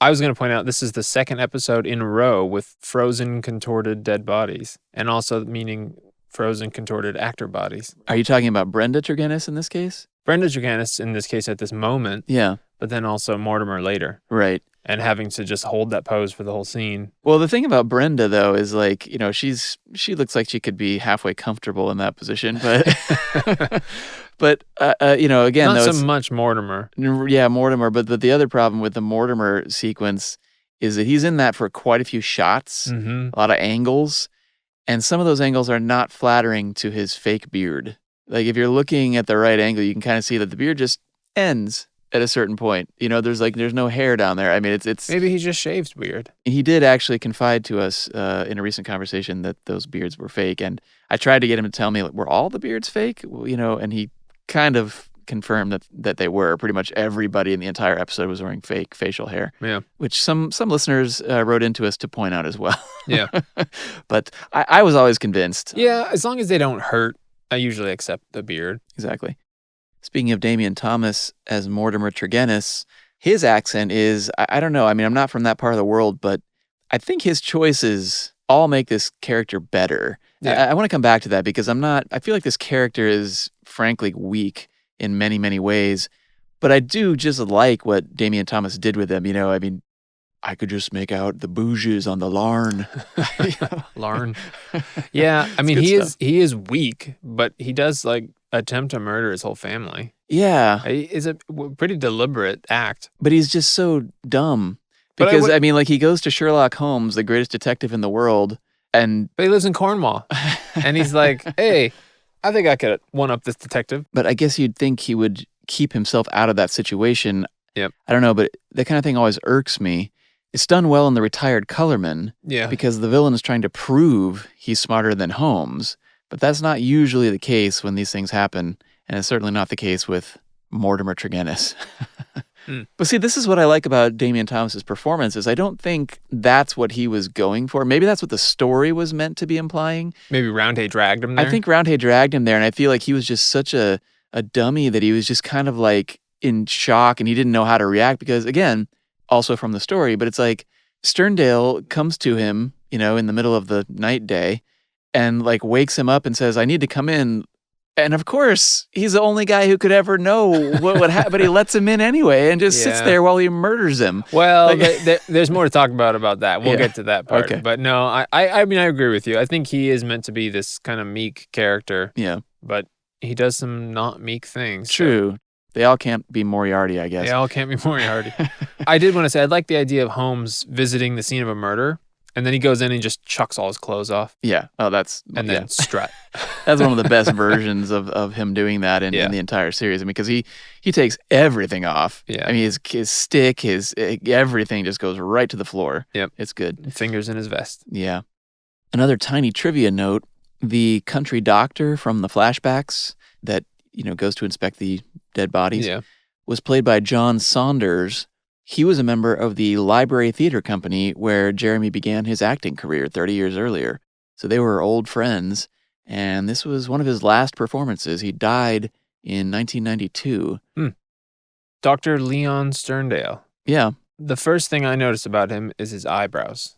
Oh, yeah? Not just the bushiness or the volume, but how animated they were. For how intimidating he appears, the look of surprise conveyed by his eyebrows makes Sherlock's deductions appear more powerful. Yeah. Just when he says the thing to him, his eyebrows just go whoosh to both sides of his face. What's funny is, all my paying attention to the beards, I didn't really pay attention to the eyebrows. I assume those are real. Real eyebrows. Yeah. He seems like he comes right off the page. Reading the description of him after watching this, it was like, that's the guy. That's exactly the guy. I actually watched a few things with him in it recently, and this is a really great performance by him because that's not really how he is much. He plays a lot of different kinds of characters, almost never with facial hair. Well, I shouldn't say that, but often without it. So it's like he looks very different with that beard. Yeah. I mean, no, I think he's brilliant. I love him in this episode. Something about him reminded me of Seven Brides for Seven Brothers. Tell you about them sobbing women. You know, that guy. Yeah. Just like the way he talks with his voice way down in his throat. Yeah. That's what pulled out to me. Yeah. Well, I also like the fact that the way he's filmed almost every scene in this show, he is standing up while someone else is shorter than him or sitting down. And so the camera is always pointing up at him and down at the other person. And it gives it a really nice confrontational quality. It does, but I also think he's a little bit squat in real life. Oh, you think so? Yeah. Because when they cut to him in the wide, he seems just a little hunkered down. So I wonder if they were trying to make him look a little taller. Possibly, yeah. I didn't think to look how tall he is. Yeah. We haven't talked about Roundhay very much, but, he did a great job. Yeah, no, I think he was suitably meek and unassuming. Yeah. But I think he really fit the description of the character as well. And I did really enjoy the deduction with him when it's being pointed out. And I like how, his kind of humble gripping of the hat is the giveaway for the dirt under his fingernails and the hand on which you hold the trowel. Yeah. I thought that was a great deduction, but it was also great because he just looks so meek in that moment, just clutching his hat. And it's like, that fits. I think he fits the character. It's just always amazing to me, these actors they got for this show. I mean, he's, again, not a huge part, and he's not a super famous dude or anything like that, but he's just really good. He just really sells it, really does a great job. There's a little moment when they're walking back to their cottage and there's just a cutaway of a woman painting a landscape on the rocks when Holmes is saying, it won't do. It's just a great little detail, but I'm always curious to know, who that woman is and what she's painting, because someone found a period costume for her and a period easel and, set up that shot just for that little landscape moment. Maybe they were going, this location is so picturesque. There's someone painting a picture of it right this second. True enough. Again, there's another example of a cutaway that just happened so fast in this episode, but it's one I really like, and it's when Jeremy is sitting on the couch smoking a pipe, and there's a giant piece of quartz rock just sitting on a stack of books in front of him. Yeah. One of those books that it's sitting on is called A Week at the Land's End by John Thomas Blight from 1871. I found it online, and it's a book with many great maps and woodcut illustrations of Cornwall in the 1800s. And it's on Google Books if anyone wants to have a look at it digitally. But the books aside, I just like the shot of Jeremy staring at the crystal, smoking his pipe. It's just one of those things. It's like in Twin Peaks when they walk into the conference room and there's like a big taxidermy deer head on the table and they just kind of ignore it. And it's just like there's this giant piece of quartz just sitting on the table. I always thought that it was like something was smoking in it because his smoke is all around it, and it was like he did something to the quartz and he's looking for a reaction. I couldn't tell, but it's a really big incense burner. There's also a good little cutaway here of Watson trimming his beard for a moment, which seems, or I guess his mustache, but it's like seems completely unnecessary. But maybe he was feeling outplayed by all these mustaches. Yeah, got to trim up. So there's a funny little moment when they go to see the body of Mortimer Tregennis. It's just funny to me as a filmmaker, but when Jeremy moves from the body over to Roundhay to deliver his line, he gets like nose to nose with him. I don't know if you remember this, but it's so close, but it's just because the shot is so tight. And the camera's doing what it's doing, and Jeremy knows where he has to be to be, perfectly in the shot. But it just always makes me smile because it's like in real life, you would never get anywhere near that close to somebody. Yeah. It's true, but it also feels like overexcitement. Like he's looking around, he's looking at everything through a microscope, and then he's going to hear a little bit more data, so he gets in real close. Yeah. Like, what you got, Roundhay? And then, of course, that whole scene, Jeremy is just tiptoeing around the carpet and doing his dance, and he moves outside, and he gets on the ground. I hate to say it, but it's like I almost wish that he would just do this in every episode. I love these moments. I know you can't always do it, but I love it so much every time he does. And I don't think he really does it very much after this one. I mean, there's a little bit in Bruce Partington Plans, I think, on out near the train. Silver Blaze. Silver Blaze a little bit. There's a couple, but I was thinking about this recently too. I was thinking like as his health deteriorates, he's not crawling around on the floor as much anymore. Right. But yeah, there's some good stuff in here. There's the way he like pushes the window open with his knife. Yeah. And just goes, I love that little moment. Yeah. I love that. Like it's you can't even what words can you assign to that little sequence when he's like, I can't remember what he says. He's like, he just goes, was this open before? Yeah. Yeah. But it's like the way he does it. If anyone else did it, you'd go, don't hit the window with your knife. Yeah. But it's so deliberate the way he does it. But it's framed well, and he knows where he is in the frame, and he's pushing the bushes aside, and it's everything about it's There's great. probably people who would say we're being a little too friendly, but it's what we like about him. Yeah. And it never feels too much. It feels like he's consistent with himself. Well, that's why I'm so impressed, is because, I mean, something that small, though, it's like, it wouldn't ever stand out if Brad Pitt did it or George Clooney did it. It would just be a little thing that they did. But it's like with Jeremy, every moment he's on screen is a performance. And you wouldn't go and then just barely stroke the window with your knife. Yeah. It wouldn't be in the script. Yeah. No, it's just genius. There's another little moment here where Jeremy uses his pocket knife to kind of scrape some of the flaky ashes into the envelope. It's like an ECU, an extreme close-up. But it's just done so well, the prop and the hand acting in that close-up, that I feel like it must be Jeremy doing it. But I don't know if it is, because it's literally all you see is the knife tip and the ashes. But again, it's just one of those things where it's done so well, you feel like it must be Jeremy. Well, and for anyone who hasn't had to film something like that, depending on what lens you're using, you have to be kind of right over the object, which means your actor can't also be right over it where he'd be comfortable. So it's probably a little precarious to do it, which makes you kind of appreciate it even more. Yeah. But it's funny is like when he comes in the first time, he like misses. Yeah. And then he does it, and it's like, yeah. I think it was probably very difficult to get that right. Yeah. But it's just, there's acting to it. Yeah. And, I just feel It's like if it was a prop guy, it wouldn't have looked that good. You would have just put it down and scraped it in one go. Right. And you would have been done. Right. But instead he's like scrape. Exactly. Scrape. Yep. And there's even more great hand acting when they're back at the cottage and he's got his lamp and he starts loading the flakes onto the measuring spoon and then onto the lamp. It's just, again, Jeremy with props. Yep. So good. If you saw that spoon at a dinner party, you'd leave talking about that spoon.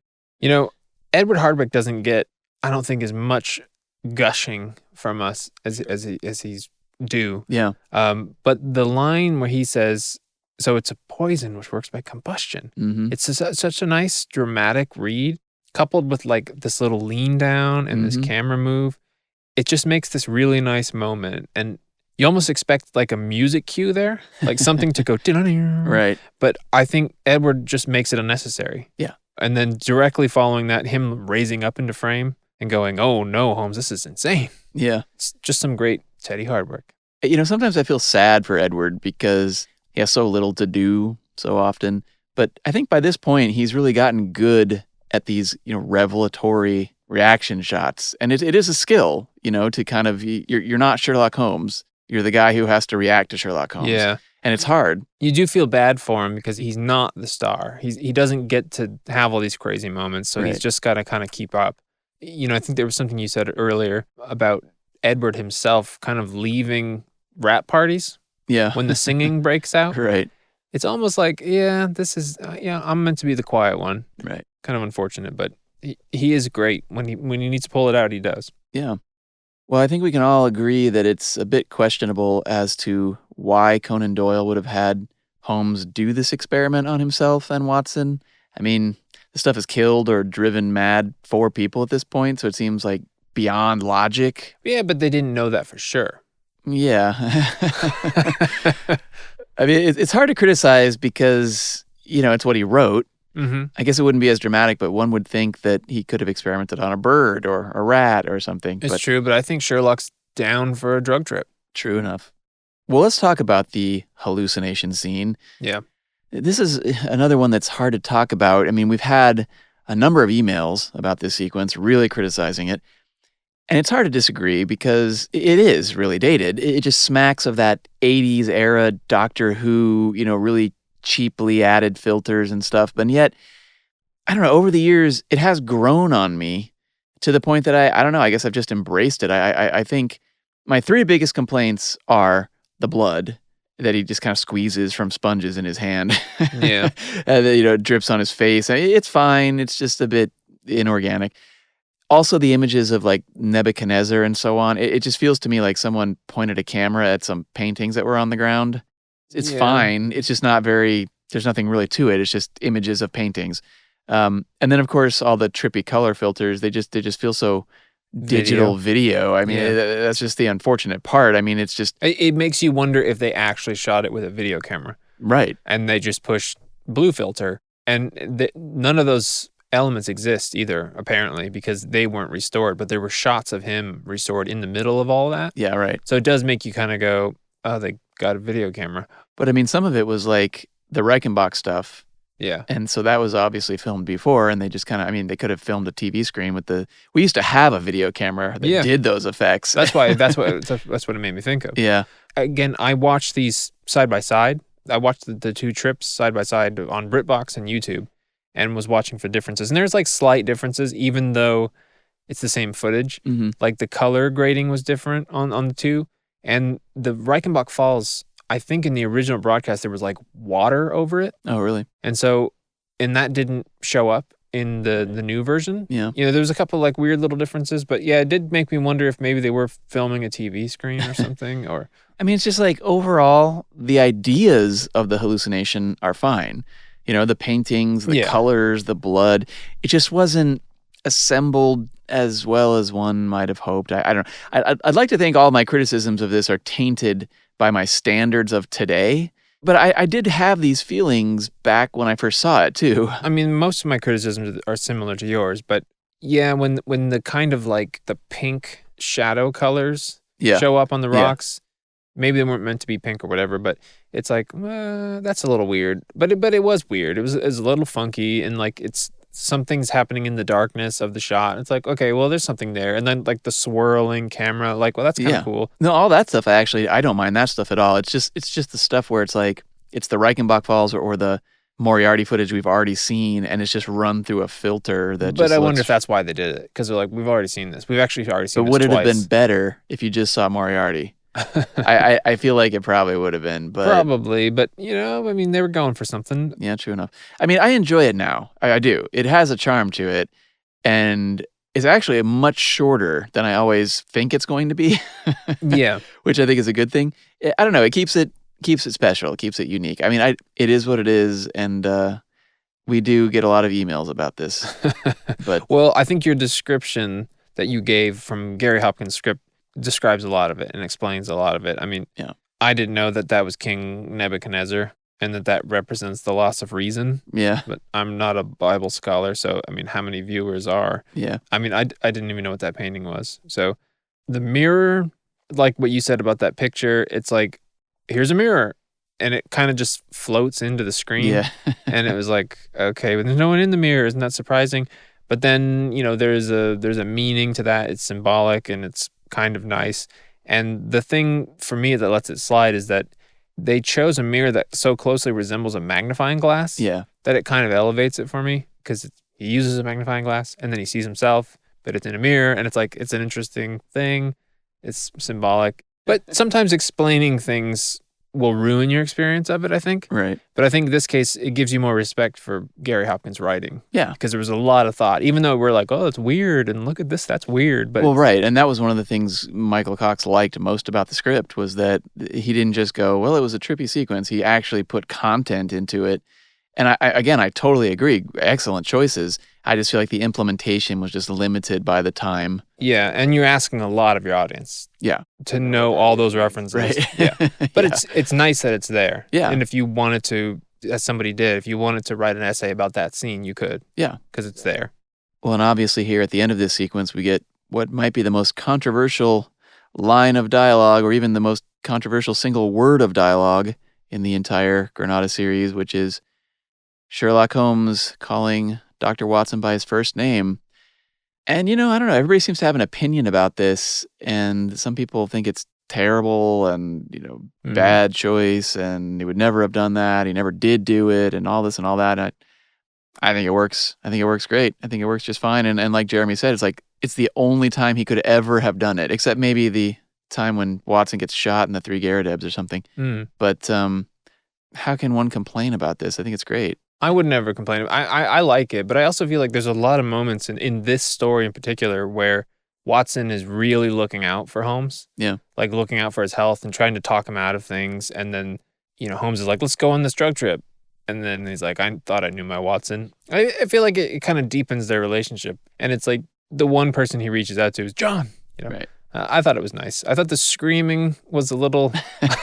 Well, I like the screaming. I mean, again, it's one of those things... It's so shocking. It is shocking. It's like just, his eyes are bulging out of his head at that moment. He's going for it. What's funny is when I'm editing the audio version of the podcast and you don't have the visual to correspond, and you just listen to him and he's like, it's really a long scream. It's like, whoa, man. It's red and it's really, really effective. Went for it. Yeah. I like it. Again, another moment that is reminiscent of the burial of the needle. Mm-hmm. Sherlock hurling the oil lamp over the cliff. Yeah. Like adding glass and metal and oil into the cocaine needle beach now. Yeah. Nobody's going down there. Those rocks are steep. Those rocks are steep. Well, when Sterndale finally arrives and the confrontation occurs, there's a really nice touch.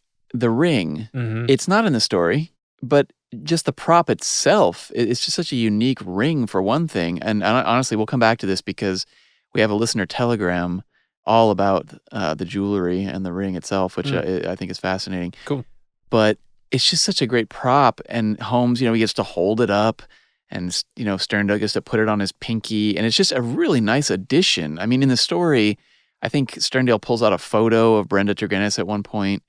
But this is just so much better. I think it's great. Well, that's a mystery for Sherlock. Yeah. I think it kind of connects the dots a little bit better. So, yeah, I think it's a nice addition. Yeah. So, obviously, this was the intent, but Sterndale comes off really cocksure in this story for a number of reasons. I mean, there's the line about, when he goes, how did you know that? And he's like, I followed you. He's like, I saw no one. It's like, well, that's what you may expect when I follow you. And then Watson's real proud and he smiles. But if you think about Sterndale in this episode, he sets out for a murder and he just marches over in the daylight, picks up some rocks from an embankment near his house so he doesn't have to slow down to lean over and pick them up at the vicarage. But then he throws them out the window. He's just standing outside the house, chucking rocks at the house, shouting at Mortimer before entering and just murdering him. And knowing that the murder would be an ordeal involving a fit of horror and likely screaming, and that it would take 5 minutes for it to happen. Well, there's a lot there to unpack, but I mean, in the Sherlock Holmes commentary book by Martin Dakin, he talks about the rocks and how ridiculous that is. But he's also like, this guy is he's well prepared, and so he didn't want to leave it to chance there wouldn't be any rocks, so he took some. I thought maybe you could say oh, he was grinding him in his hand because he's so angry. But I mean, honestly, the whole thing about, this guy's going to scream and nobody's going to hear that. Again, I feel like almost all of my criticisms of this come from the story itself. Yeah. I just feel like that's just kind of bad writing. It's just, unless the story makes mention of the fact that Roundhay was not there that morning or something. Or there's some clue to the architecture that's at a vicarage, the vicar lives on this side, and his quarters would have been on this side, and they would have never communicated to each other. Or even if the doors were locked, and he does mention that the doors are locked and only the housekeeper has the keys, but that would lead you to believe there's a housekeeper there, so she's going to hear the noise. It's a lot. It's a lot to accept. But then, if Sterndale hadn't intruded on Holmes and Watson at the cliffs, he might never have been suspected. Since Mortimer's death would have been part of a double murder mystery, and he had no motive in the first one. Yeah. I mean, would he have even been a suspect? At least immediately, if he hadn't just shown up?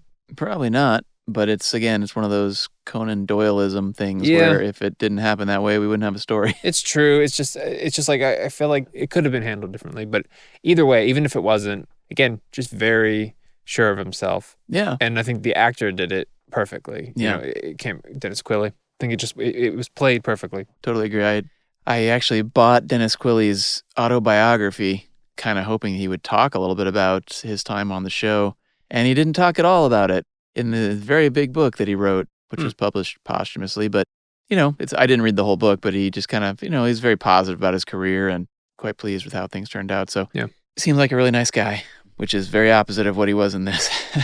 He's kind of the Moriarty we wanted from this episode, where Mortimer was not. Yeah, and he's a great actor. I mean, if you want to see him in something where he plays a very different character, watch Murder on the Orient Express from 1974 with Albert Finney as Hercule Poirot. I think I will watch that. It's a good movie, and he plays a Italian mafioso type dude. Okay. So he's a very different kind of guy. So lots of great prop shots of the Devil's Foot bottle in this one. Yeah. I mean, how could we not make this one? I mean, I think it's just one of those props that I just love seeing. And so it was nice that the actor actually turned the whole thing around so you could see the entire label and everything. It's really nice for us. I thought, well, the chain of events around getting the murder lamp lit was pretty slow moving. There's a really nice effect when Sterndale holds Mortimer's face to the smoke because he's holding his breath. Mm-hmm.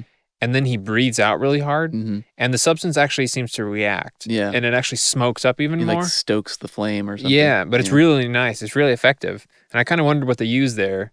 And then they pan off, and then there's like this huge plume of smoke, which is pretty clearly a smoke machine. Yeah. But that initial little burst I thought was really, really well done. Yeah, I was curious about that. I tried to ask Damien Thomas, but he didn't remember. Yeah, I mean, that scene... It's not that long, but it feels shockingly slow moving. Mm-hmm. I mean, maybe Mortimer's still sleepy, but he really just sits there while his murder is being... Well, that's my complaint about the character. And again, I don't blame the actor. I feel it's like a choice, but it's again, he just sits there. What do you think's going to happen? I mean, even if you didn't think he was going to use the poison on you, clearly this guy's going to try and kill you for murdering his lover. Yeah. I mean, like, what do you think's going to happen? He just sits there, and then when he starts putting the poison on the lamp, he sits there some more. Yeah. And then he waits, and the guy talks, and he sits there some more, and then it's like he has an epiphany that, oh, he's going to murder me with the poison. It's just like... He has an epiphany when he comes over and grabs him. Yeah. But at least in the story, he has a gun on him, which I guess would maybe slow you down. Yeah. You're going to get killed either absolutely. way. Yeah. But there's so many weird things to that fact because Holmes knew who he was before he was involved. Yeah. And then to have this really famous celebrity coming to your house throwing rocks at your window after you murdered his love interest. Yeah. You just be like, yeah, come on in. I don't have the key, but climb through the window. I mean, in the story, they mention that Sterndale was famous in London, that he was well known kind of everywhere. Yeah. I wish they would have left that in the episode. I mean, it's sort of implied. I mean, he says it. He's like the famous lion hunter. He says that, yeah, but it's just kind of a little out of the blue, even, for Holmes to know who he is. It just would have been a little cooler if it was obviously that he was a major deal, and everybody knew who he was. But I wish, I like that line in the story. Like David Attenborough showing up at your house after you murdered his girlfriend. Yeah. Like, I wonder what you're doing here. Well, the deed gets done and all comes out. Holmes lets him go, as he's been known to do. Maybe he didn't like Mortimer either. Like that little squirt had it coming. Yeah. Well, my last note of the episode itself is actually kind of a bad one. It's not really bad, it's just a nitpick, and it's that Jeremy's speech, voiceover, ADR at the end, a little rough. I mean, especially the line where he's like, why should it be my job to do the work of the official police? It's obviously voiced over, and I'm sure it's because it was really windy. Really if you're watching the scene, there's just wind everywhere. But it's just off kilter. It's just not the best ADR. But even if it was the best ADR, it always just reminds me of like a weaker version of the speech from the Blue Carbuncle, where he's like, I'm not retained by the police to supply their deficiencies. It's kind of like he's saying the same thing again, and he's kind of yelling it the same way, but it's just kind of a little bit not as great as that one. Not as impactful. Yeah. It's a technical thing. Yeah, it's a technical thing, but I mean, it had to be in there. Yeah. Because you can't just leave it going, well, I just murdered someone. Yeah. What are we doing? Yeah, it had to be addressed. And again, it's the story. It's what happens. He had to show some amount of emotion to go, I understand that guy murdered someone. I'm letting it go. It's just kind of the whole speech, though. It's like, I like the part where he says, if I loved, I might have acted the same way. Like that's a really nice something to think about as you're closing out the episode. But I don't know, just the ADR kind of makes it a little less great. But probably 99% of people don't even notice these things. Yeah, I don't think most people do. Yeah. I mean, I don't think we noticed it the first 20 times we watched it, probably. True. Well, let's talk about the books for a moment.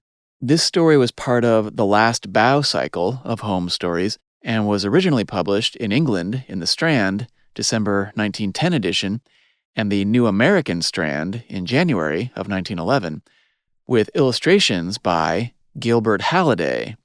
Now, if you aren't familiar with that name, it's likely because this was the only story he provided illustrations for, and that is because Conan Doyle hated these illustrations. Wow. So much so that he wrote the editor of the Strand to make sure that he would never be used again, which I don't get. I actually quite like these illustrations. Maybe he was just being deferential to his old pal. Well, actually, Sidney Paget passed away in 1908, so that's why the Last Bow and some of the final stories had a different illustrator, different illustrators.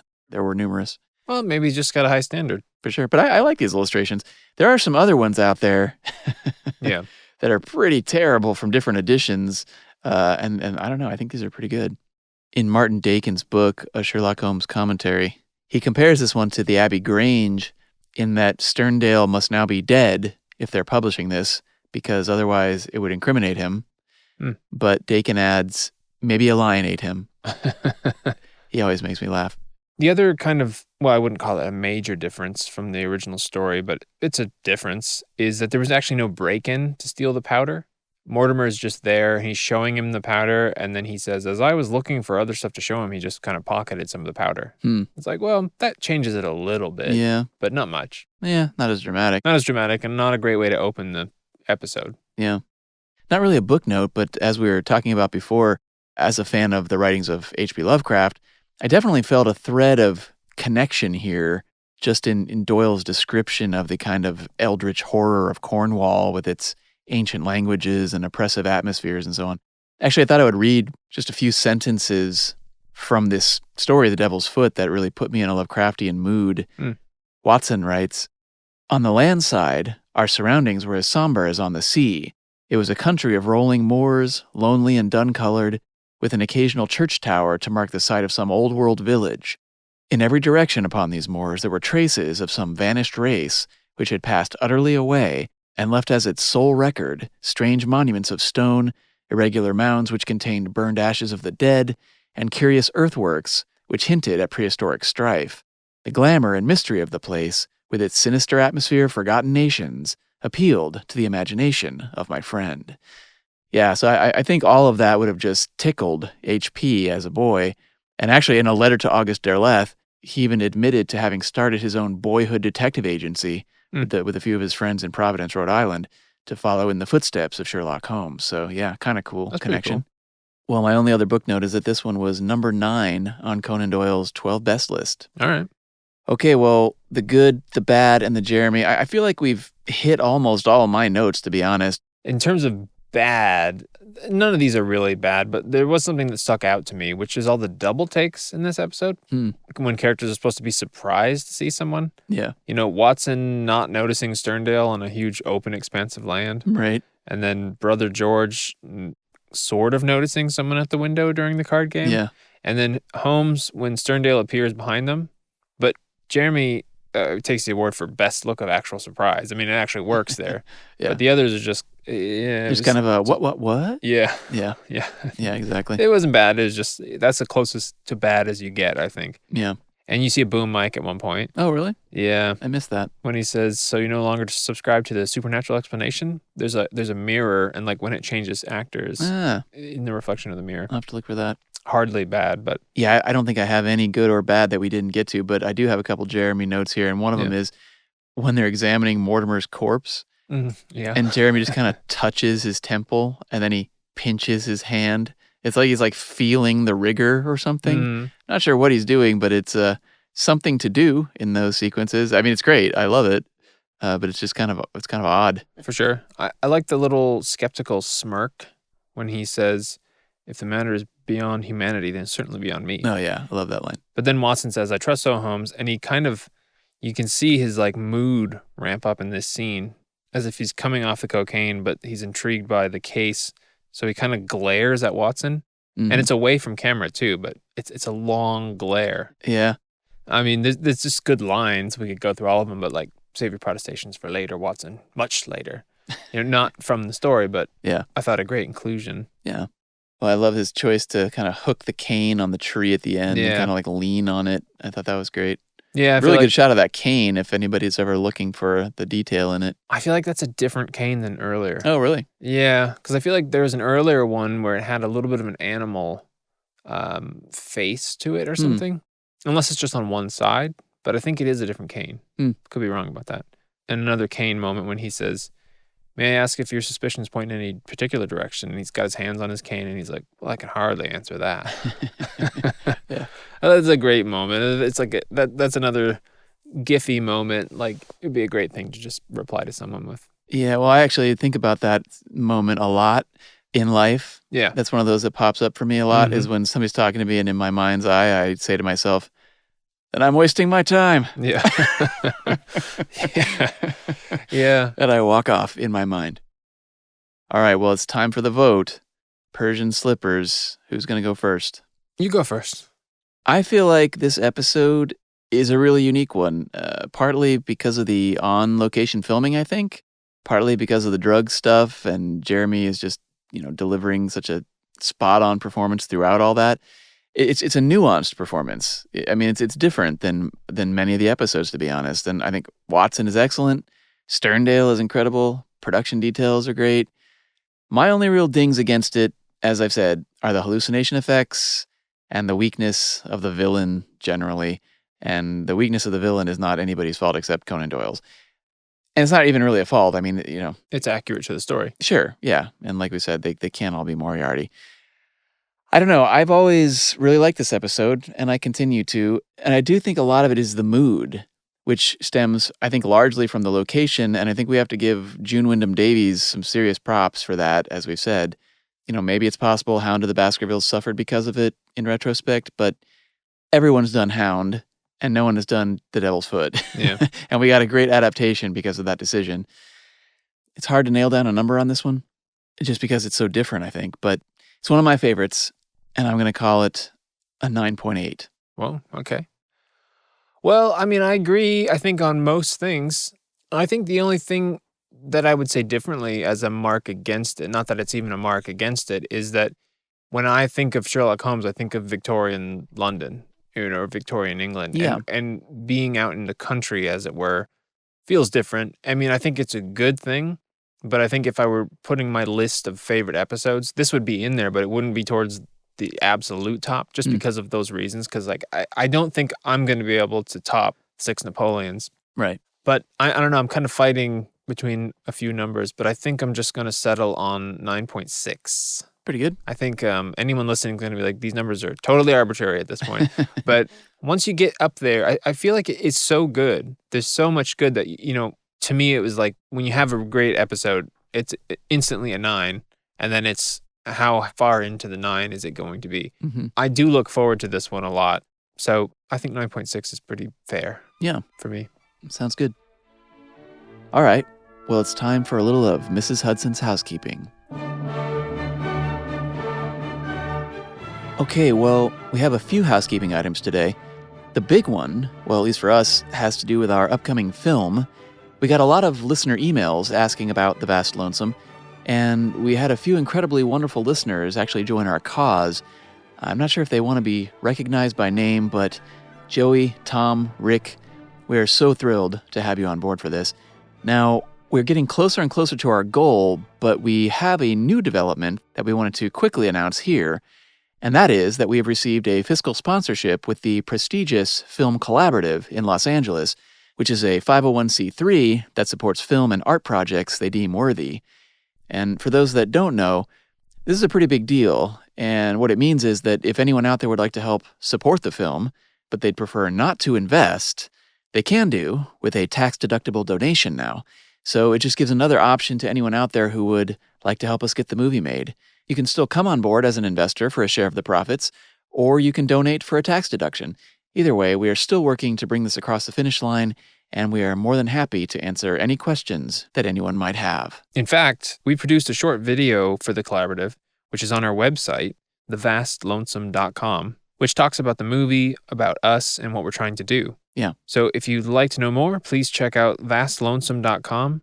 There are links to donate there at any level. Also info about certain perks you can get if you come on board, including things like visiting the set, Skyping in for table reads with the actors, even getting your name on signage in the Old West town, things like that. Or if you'd like to become an investor and see a copy of our PPM, give us an email at contact@sherlockpodcast.com, and we'd be happy to send over an information packet. Yeah, I'm still holding out hope that Mark Gatiss or somebody of equally cool stature is secretly listening and might be willing to do us an anonymous solid to help launch this rocket. It's a SAG ULB film, so we aren't asking for millions. We're almost there, and we're looking for the last bit to get things moving. So we're going to get there, but anyone out there who would like to help us bring this home, it sure would mean a lot to us. So another topic we've been getting a few messages on is the relics. We should know this week if we have a viable option for the final piece of the collection, the Persian slipper. We've got a prototype. I'm actually looking at it right now. Listen, you can hear it. We've asked for a few modifications. We're trying to get this thing done, and we should know this week if we have our final prototype. And if that's the case, then we will be ready to share more information about the Relics Volume 2. Yeah. And we're very excited about this. But I think it will result in something pretty dang nice when it's ready. Hopefully we can share more photos soon, but I think we might even share 1 or 2 sneak peeks on Patreon this week. So for anyone who's already signed up to Patreon, at time of recording, I hope to have something shared for you. So take a look on Patreon. Yeah, and it's probably worth saying that we are creating a lot of these items from total scratch, but the Persian slipper... Despite our best efforts. Well, let's just say that we've been trying to get Persian slippers from Persia. I realize Persia is not a place anymore, but let's just say we've been trying to get them from Pakistan, and that's not as easy as you might think. I don't know how easy you might think it is, but it's even less easy than that. Yeah. But we are trying to make these authentic. Yeah. So when you receive these will be legit qasas, they're called, actually. But right. I think people will be very impressed when they see this. I think so, too. Another quick little relics note. I decided I wanted to hang my Reichenbach Falls poster in my living room, but with glass on it. And so it was getting like some glare from the window. So instead of ponying up the cash for anti-reflective glass, I took it to my local frame shop, Michael's Arts and Crafts Supply Store, and I got it dry mounted, which for anyone who doesn't know, that just means they affix it permanently to a foam core backing, which makes it completely flat. And then you don't need glass at that point. I mean, you still could have it if you wanted to, but I decided I didn't want the glass. And it only cost like $12 or something, but it just came out so nice. So I thought I would share that with the listeners in case anyone out there is trying to decide what to do with their Falls of Reichenbach poster. Yeah. Well, David Carson probably would approve. Yes, I would hope so. And speaking of the poster, we have a handful of those left, but I think we're down to like 3 or 4 relics kits at this point. So if anyone out there is still interested in those, they will soon be gone. So by way of in case you missed it, our latest Sherlockian conversation with Kieran Shaw, Tonga from Sign of 4, is now on the YouTube channel because we've actually produced a video to go along with it, which is a nice companion because there's a lot of images and stills from his vast movie career. Yeah. And the version of it that's on YouTube is slightly longer than the podcast version because he goes into his work on Lord of the Rings and Aliens and Indiana Jones. And if you haven't seen it, you really should check it out. It was a lot of fun for us, and just think it's a great document of a very interesting career. Speaking of YouTube, when you're there to watch Kieran Shaw, please hit the subscribe button because it definitely helps us out. Yeah. Also, there have been a few changes to our channel. We have had to remove a few of the audiobooks and cassettes that we've uploaded for copyright reasons. So we are going to be putting them up on Patreon now until we find a permanent home for them. But if you haven't heard those audiobooks and the cassettes that we've transferred, they will be up on Patreon by the time this podcast is released. So yeah, go check them out. Cool. And just real quick, before we get to some telegrams, I wanted to say this is not strictly Granada related, but I did pick up a box set of really old Sherlock Holmes movies from a company called The Film Detective. It's called the Sherlock Holmes Vault Collection, and the set includes a bunch of 1930s movies making their Blu-ray HD debuts, 3 of the films starring Arthur Wantner, and 1 starring Reginald Owen as Holmes. The titles are weird. One is called The Fatal Hour, but it's actually a sort of a version of The Empty House, but with Moriarty in it. One's called The Triumph of Sherlock Holmes, but it's actually The Valley of Fear. And then there's Silver Blaze and A Study in Scarlet. But the greatest thing about this set is the bonus features, I think. Tons of commentaries and shorts that haven't really been put on disc before, including some really rough silent films, actually. One called a black Sherlock Holmes produced by the Ebony Film Company in 1918. And it's a silent short about a black man who believes he's Sherlock Holmes, but I'm pretty sure it's the first instance of a black man playing the great detective. So yeah, it's a really unique set, but it's also a really deep dive into the cinematic world of Sherlock Holmes. And, quality is quite good for films this old, but it's not pristine or even really restored. But they are new transfers, and they are not likely to ever look better than this, because I doubt anybody's going to go back and Do it again. do an amazing job with the 1930s Arthur Wantner stuff. But were those actually rescanned? They're all new scans. Oh, that's cool. Yeah, but you know what I mean? It's like an archive scan. It's Yeah. not like a cleanup scan. It's like we did it, and it's in HD now It's at from the least film. not TV broadcast Yeah, quality. but it's still dirty in a lot of places. That's kind of cool, though. So yeah, it's out there now from Film Detective. And as of this recording, it's actually on sale on Amazon for like $36. I paid $70 when I got it, but I pre-ordered it, and I got a bunch of swag with it too, so I don't feel too bad. I got a calendar and a tote bag and a journal book, I think. Yeah, it's an interesting set for collectors. We received a few Twitter questions based on the Mike Grimes plans. So we uploaded the 221B blueprints, yeah. And people were asking, well, where does Watson sleep? Mm-hmm. And I just happened to be watching The Creeping Man, and we see Sherlock actually shout out for Watson in the middle of the night from his bedroom. And when he exits, he goes up a set of stairs. Yeah. So he's definitely up on the Right. third floor, or the second floor, I guess, if you're in England. And here in America, we would call that the third floor. Cool. Well, let's dive into some listener telegrams.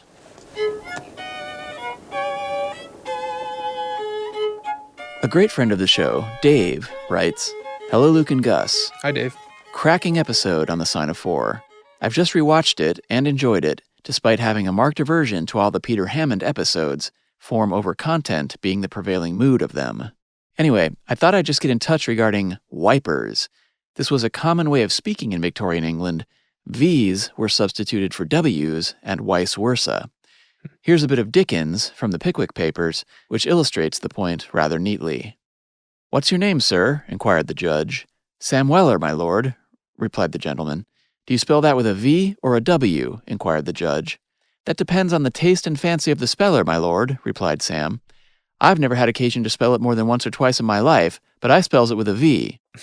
Here, a voice in the gallery exclaimed aloud, Quite right too, Samivel, quite right. Put it down a wee, my lord, put it down a wee. Hope that clears things up. Keep up the good work. Dreading those future Peter Hammond episodes, though. Signed, Dave. You can't dread them. Some of them are fun. Come on. Well, thank you, Dave, as always, for clearing that up.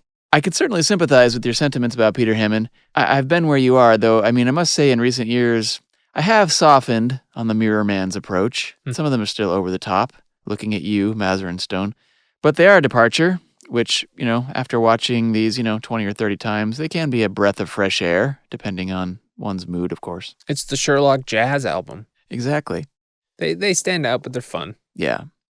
John writes in to say, Thanks for another great episode, Luke and Gus. As someone whose training is as a historian of the 19th century, I clearly enjoy the steam launch chase much more than you two. It's really great to see two, at least seemingly, actual steam launches put through their paces. Yes, that is their effectual top speed, but it would have seemed frightfully fast to Victorian/Edwardian readers of the story. That chase always was the biggest action set piece of the canon to me, and the depiction of it here has always lived up to the vision of it in my mind's eye. Well, except for maybe Kieran Shaw's makeup. Cheers, John. Well, I mean, no argument that the attention to detail with those boats is certainly to be admired. I think we all agree there. I mean, I'm sure you're right about the speeds. It's just, I don't know, maybe we're just too steeped in the pace of modern filmmaking for our own good. But I don't know. I, for one, can't help feeling like it's just too slow for the film. It's Yeah, I mean, it is one of those things. I mean, he's right, though. I mean, the top speed of the Model T was like 40 miles an hour. Yeah. And you're like, well, that's not that fast. But like when you think about that, they didn't have roads everywhere. Right. And so going down like country roads, going 40 miles an hour, it would seem like you're flying. So right. It's all relative. Yeah.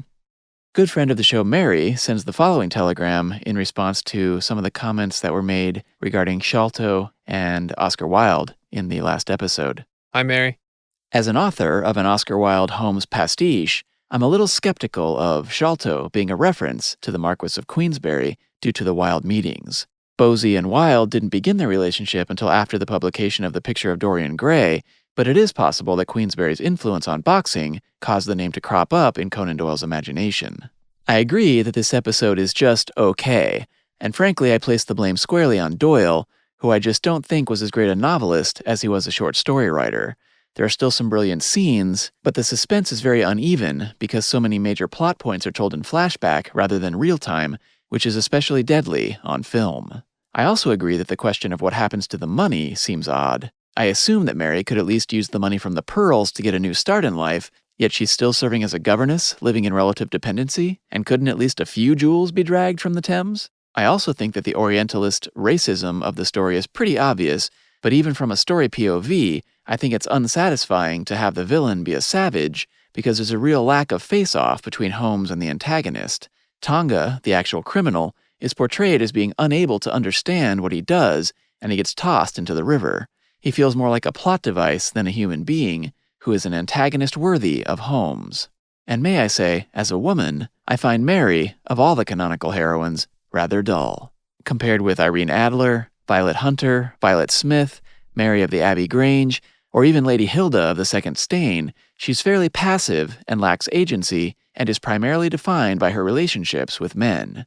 Seagrove's performance invests her with a great deal of quiet strength, although, not consistently relying upon Watson for support, like she does in the novel, does make her loneliness at the end more poignant and more interesting.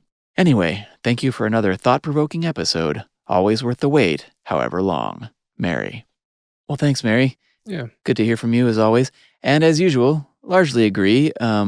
Regarding Tonga as a bit of a stereotype, yeah, I think you hit the nail on the head. I mean, we forgive it because the story was written 100 years ago and the show is trying to stay true to that, but it doesn't change the fact that Tonga does come across a bit one-dimensional.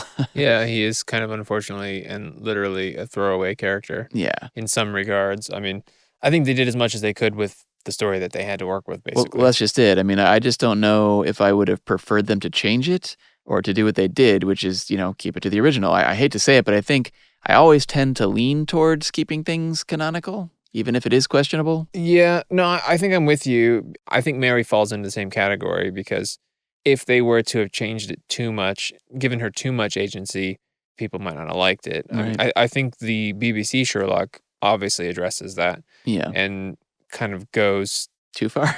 Well, I mean, it goes to a new level. Well, it just changes who she is. It just changes who she is. Yeah. And so you have to just kind of disregard canon at that point. Right. So it's really only if you're canonical or not. Yeah. And that's a personal choice. Yeah. And it's hard to say in Tonga's case without seeing the alternative, though in some ways you can see the alternative if you watch Crucifer of Blood, because at the end, Tonga is like wearing street clothes and screaming things at Holmes, and it does kind of take away from some of the mystique. Yeah, I mean, there is something to that. There is something to a villain or to the boogeyman. You're not seeing him very much. Right. It does make Tonga as a human a bit one-dimensional, but as a scary villain who we barely ever see his face. Right. It kind of works because he's a monster. Yeah, well, it definitely works that way, but it's just whether or not is that way better or not better, which I guess is worthy of reflection. For sure, yeah. Christopher writes, "Gents, good day. Ahoy hoy. I've been eagerly awaiting the Sign of Four. There are so many great moments that I visit and revisit in this adaptation. I must express my enjoyment as Mr. Holmes toys with Inspector Athelney Jones once he arrives at the murder scene, every expression of amusement within Jeremy's face as he allows Mr. Jones to fish for answers, hoping for an answer. I must confess that I use the phrase, 'There's a flaw in there somewhere,' at work when those who work for me bring me their ideas that aren't thought out very well. To add to the previous weapon discussion, Holmes branded and fired a Webley RIC Model 83 at Tonga simultaneously as Dr. Watson fired his revolver. So who made the amazing headshot? Signed, Christopher."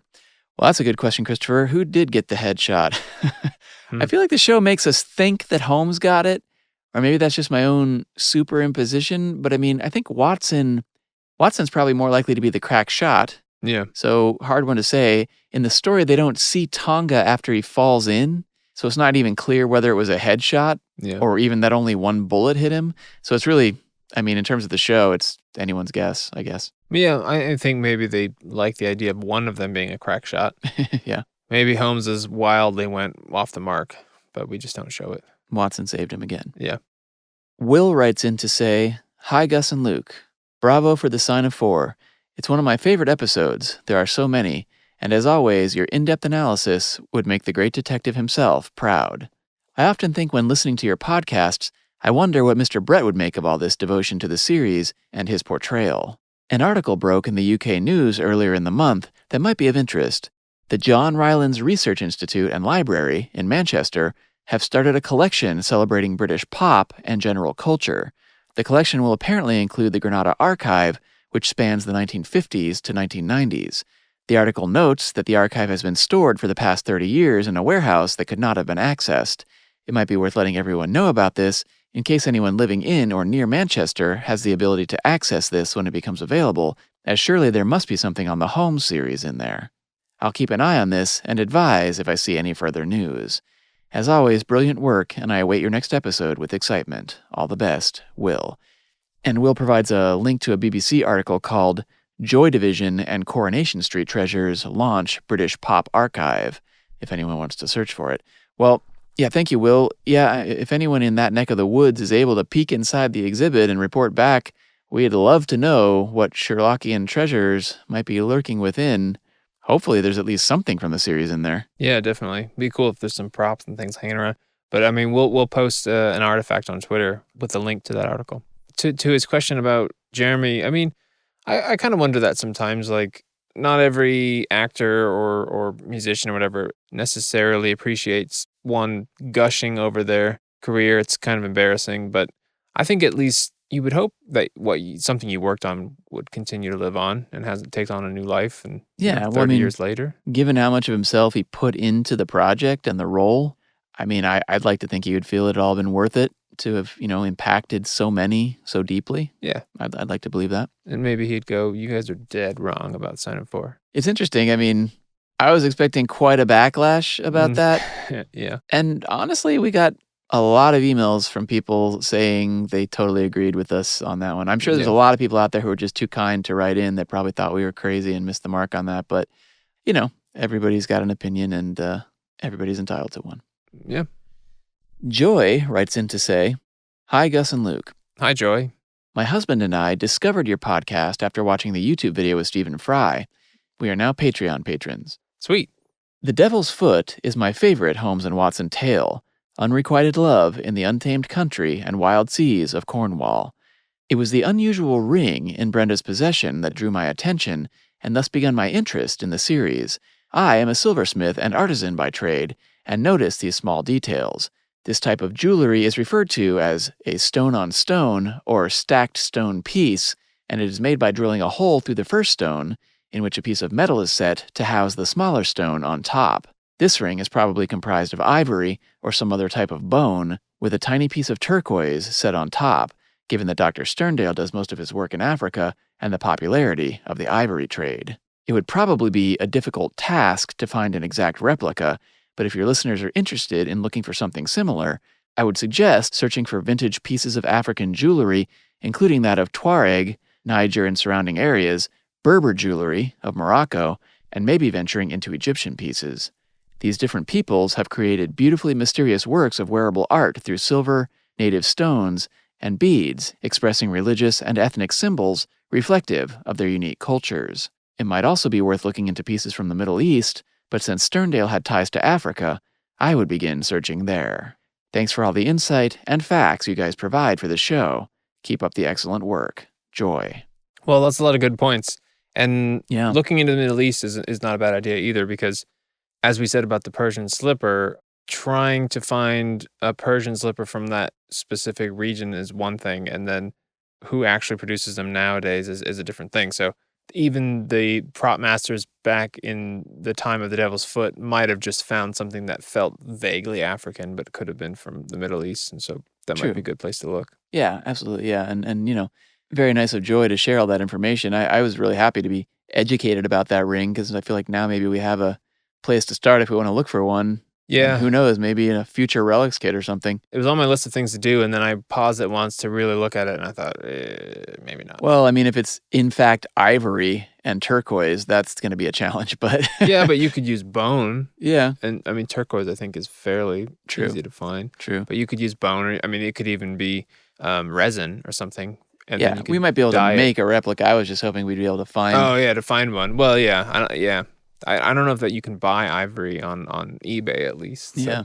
We'll have to see. But yes, thank you, Joy, and double thanks to you and your husband for the support on Patreon. That's incredibly generous of you. Definitely. Thank you. Okay, well, let's do one more telegram. A listener by the name of Anthony writes in to say, Dear Gus and Luke, having listened to your brilliantly produced podcasts for many months, I feel that it is now the right time to emerge from silence to contact you regarding the Devil's Foot episode. The reason for this is that I am Cornish, and I live in the very country the story is set. So I've been looking forward to your review on this one. On the plus side, Jeremy is on top form again. When the vicar is briefing our protagonist for the first time in the cottage, Watson urges Holmes to leave the matter for the local police, to which Mr. Brett flashes the palm of his hand back at his friend, then briskly points it forward to beckon the continuation of the story from Tregennis. No dialogue in those 2 seconds, just subtle silent perfection in the blink of an eye. Number 2, in the sea of 1980s Doctor Who-esque sci-fi effects, which is the scene depicting our hero's drug trip, Holmes calling out, John, must be one of the most memorable and iconic moments of the whole series. Holmes at his most vulnerable by reaching out for his friend using his first name. A wonderful touch by Mr. Brett. And number 3, I'm bound to say, the setting. It was filmed on Great Britain's most southerly mainland point, known as the Lizard Peninsula. I love that the producers shot on location. The Tregennis house, also showing the telltale Cornish granite facade, adds authenticity. On the negative side, the first flashback scene of the 3 siblings post-drug effects, with one gibbering, one frothing at the mouth, simply leads me to laughter. And I doubt that was the intention. I don't know, I'll pause there for a moment. I totally get that. I mean, there's a number of elements, as we've discussed, that come across awkwardly, perhaps dated strangely. Yeah. I guess this falls in that category, though. Maybe I've just seen it too many times, but it really doesn't offend me anymore. I like what they're going for here. And I feel like it's just one of those things that it's just kind of impossible to get right. I mean, drooling levels of madness. Yeah. It doesn't cross the line into comedy for me, but I could see how that could be the case. I could see it, but it's the kind of thing like, if it happened to you, it would be pretty startling. Yeah, of course. Okay, well, back to Anthony's message. The other flashback scene of the 4 siblings playing cards before the drug's effects take hold is deeply frustrating. Bear in mind here that I'm listening to the accents through my native Cornish ears, so the 3 soon-to-be-deceased siblings are amongst the worst Cornish accents I've ever heard. One sibling sounds Irish. It ruins what should be the principal context for the story. I appreciate this may be a singular criticism, although Damien Thomas does do a half-decent job with his accent. As far as the accents go, it is something I wonder about, specifically with British TV and movies, because even in America, I mean, America's a humongous country by comparison, and there's not as many accents over here as there are over there. True. I feel like British people would be way more critical of accents like that, especially very distinct regional accents. Yeah. Over here, it doesn't quite translate the same way. Even when British people do American accents, usually the only ones that stick out is when someone tries to do a New York accent. Yeah. Or kind of a vague American accent. Right. Which can end up sounding more like a Canadian accent. Yeah. Or just like we're talking slow, you know. True. Well, and as we know from our conversation with Damien Thomas, I mean, I think he probably was the only one who actually took the time to spend some time on it. He might have been the only one that got paid well enough to take the time. Possibly, true enough. But I mean, you know, it does show because he, yeah, you know, it may not be perfect, but at least I could tell. I could tell it was different than the other 3. Yeah. I mean, I remember watching this, and when I was really critiquing it, I was thinking, I feel like Damien Thomas could be Cornish. The other 3, I was wondering, yeah, if they were putting it on or not. Well, once you hear him talk in his non-Cornish accent, you realize that sure. he did quite a good job. Yeah. Anthony goes on to say, the only scene which splits my opinion is Holmes's disposing of the hypodermic needle on the beach. On the one hand, a powerful message in breaking addiction. On the other, simply burying in the sand, possibly for some other poor beachgoer to find, blunts the impact. Maybe just me, but I always imagine someone treading on it later in the day, And I think that smashing it with a rock on the beach, possibly within a handkerchief like magicians pretending to smash a watch, and then pocketing the remnants bundled together might have been better. Just a thought. It was Victorian times, and so no one then gave two hoots for the environment, but it doesn't wash for me because the scene was not part of Conan Doyle's story, but added for the TV series, and therefore 80s, 90s producers maybe should have been more aware. Keep up the good work, and thank you for the many hours that you must put into making each podcast. I look forward to every one. Kind regards, Anthony. Well, thanks, Anthony. Yeah, I mean, those are all fair assessments. And obviously, as we've already alluded, we're in agreement with you on the beach-ridden hypodermic. I think that's fair because when they wrote that scene, they went, we need to do something impactful and maybe visually impactful, because if you would have just thrown it in the garbage right, or threw it out into sea, maybe doesn't have the same weight as burying it. I mean, he could have buried it deeper. But yeah, I mean, maybe not giving two hoots for the environment is one thing, but like just people walking on the beach is a different thing. Yeah. I was actually on the beach once. We were at Dog Beach in San Diego, and there was somebody fishing. And it's this a public beach where dogs are allowed to walk. Mm-hmm. And there was a guy fishing, and he just stuck his pole in the sand as he was bringing in a fish. And there was just people walking by because they couldn't see the fishing line. But he was just letting his fish lay there while he went and got his net. And then, some little kid stepped on a hook and was just hooked into a hook with a fish. Oh, really? And so the fish was flailing around while this thing was in his foot. And it kind of made me think of this episode. Right. So don't bury your hypodermic needles in the beach. Good advice. But I think we can all agree that in spite of its imperfections, The Devil's Foot is still a great one. For sure. Thanks, Luke. And a very special thanks to Damien Thomas, Katharine Gowers, and Gary Hopkins for sharing their recollections.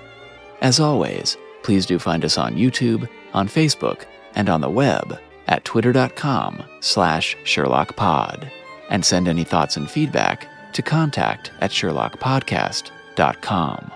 And if you are enjoying the show, please drop us a review on iTunes, as those help to get the word out on the show. And to our incredible Patreon patrons, we never cease to be honored by your support. It really does help us keep the show going. And for those who would like to join us there and get access to extended interviews, deleted scenes, and other goodies, you can find us at patreon.com/SherlockPodcast. Well, there are still so many fantastic episodes to come. We do have something a bit special planned for the next episode, which will leave as a surprise for now. But let's just say that if you are a fan of the series' music, I think you're going to be in for a treat. But following that, we will be diving into perhaps the most equestrian episode of them all. I hope you will join us as we examine Silver Blaze. Until then.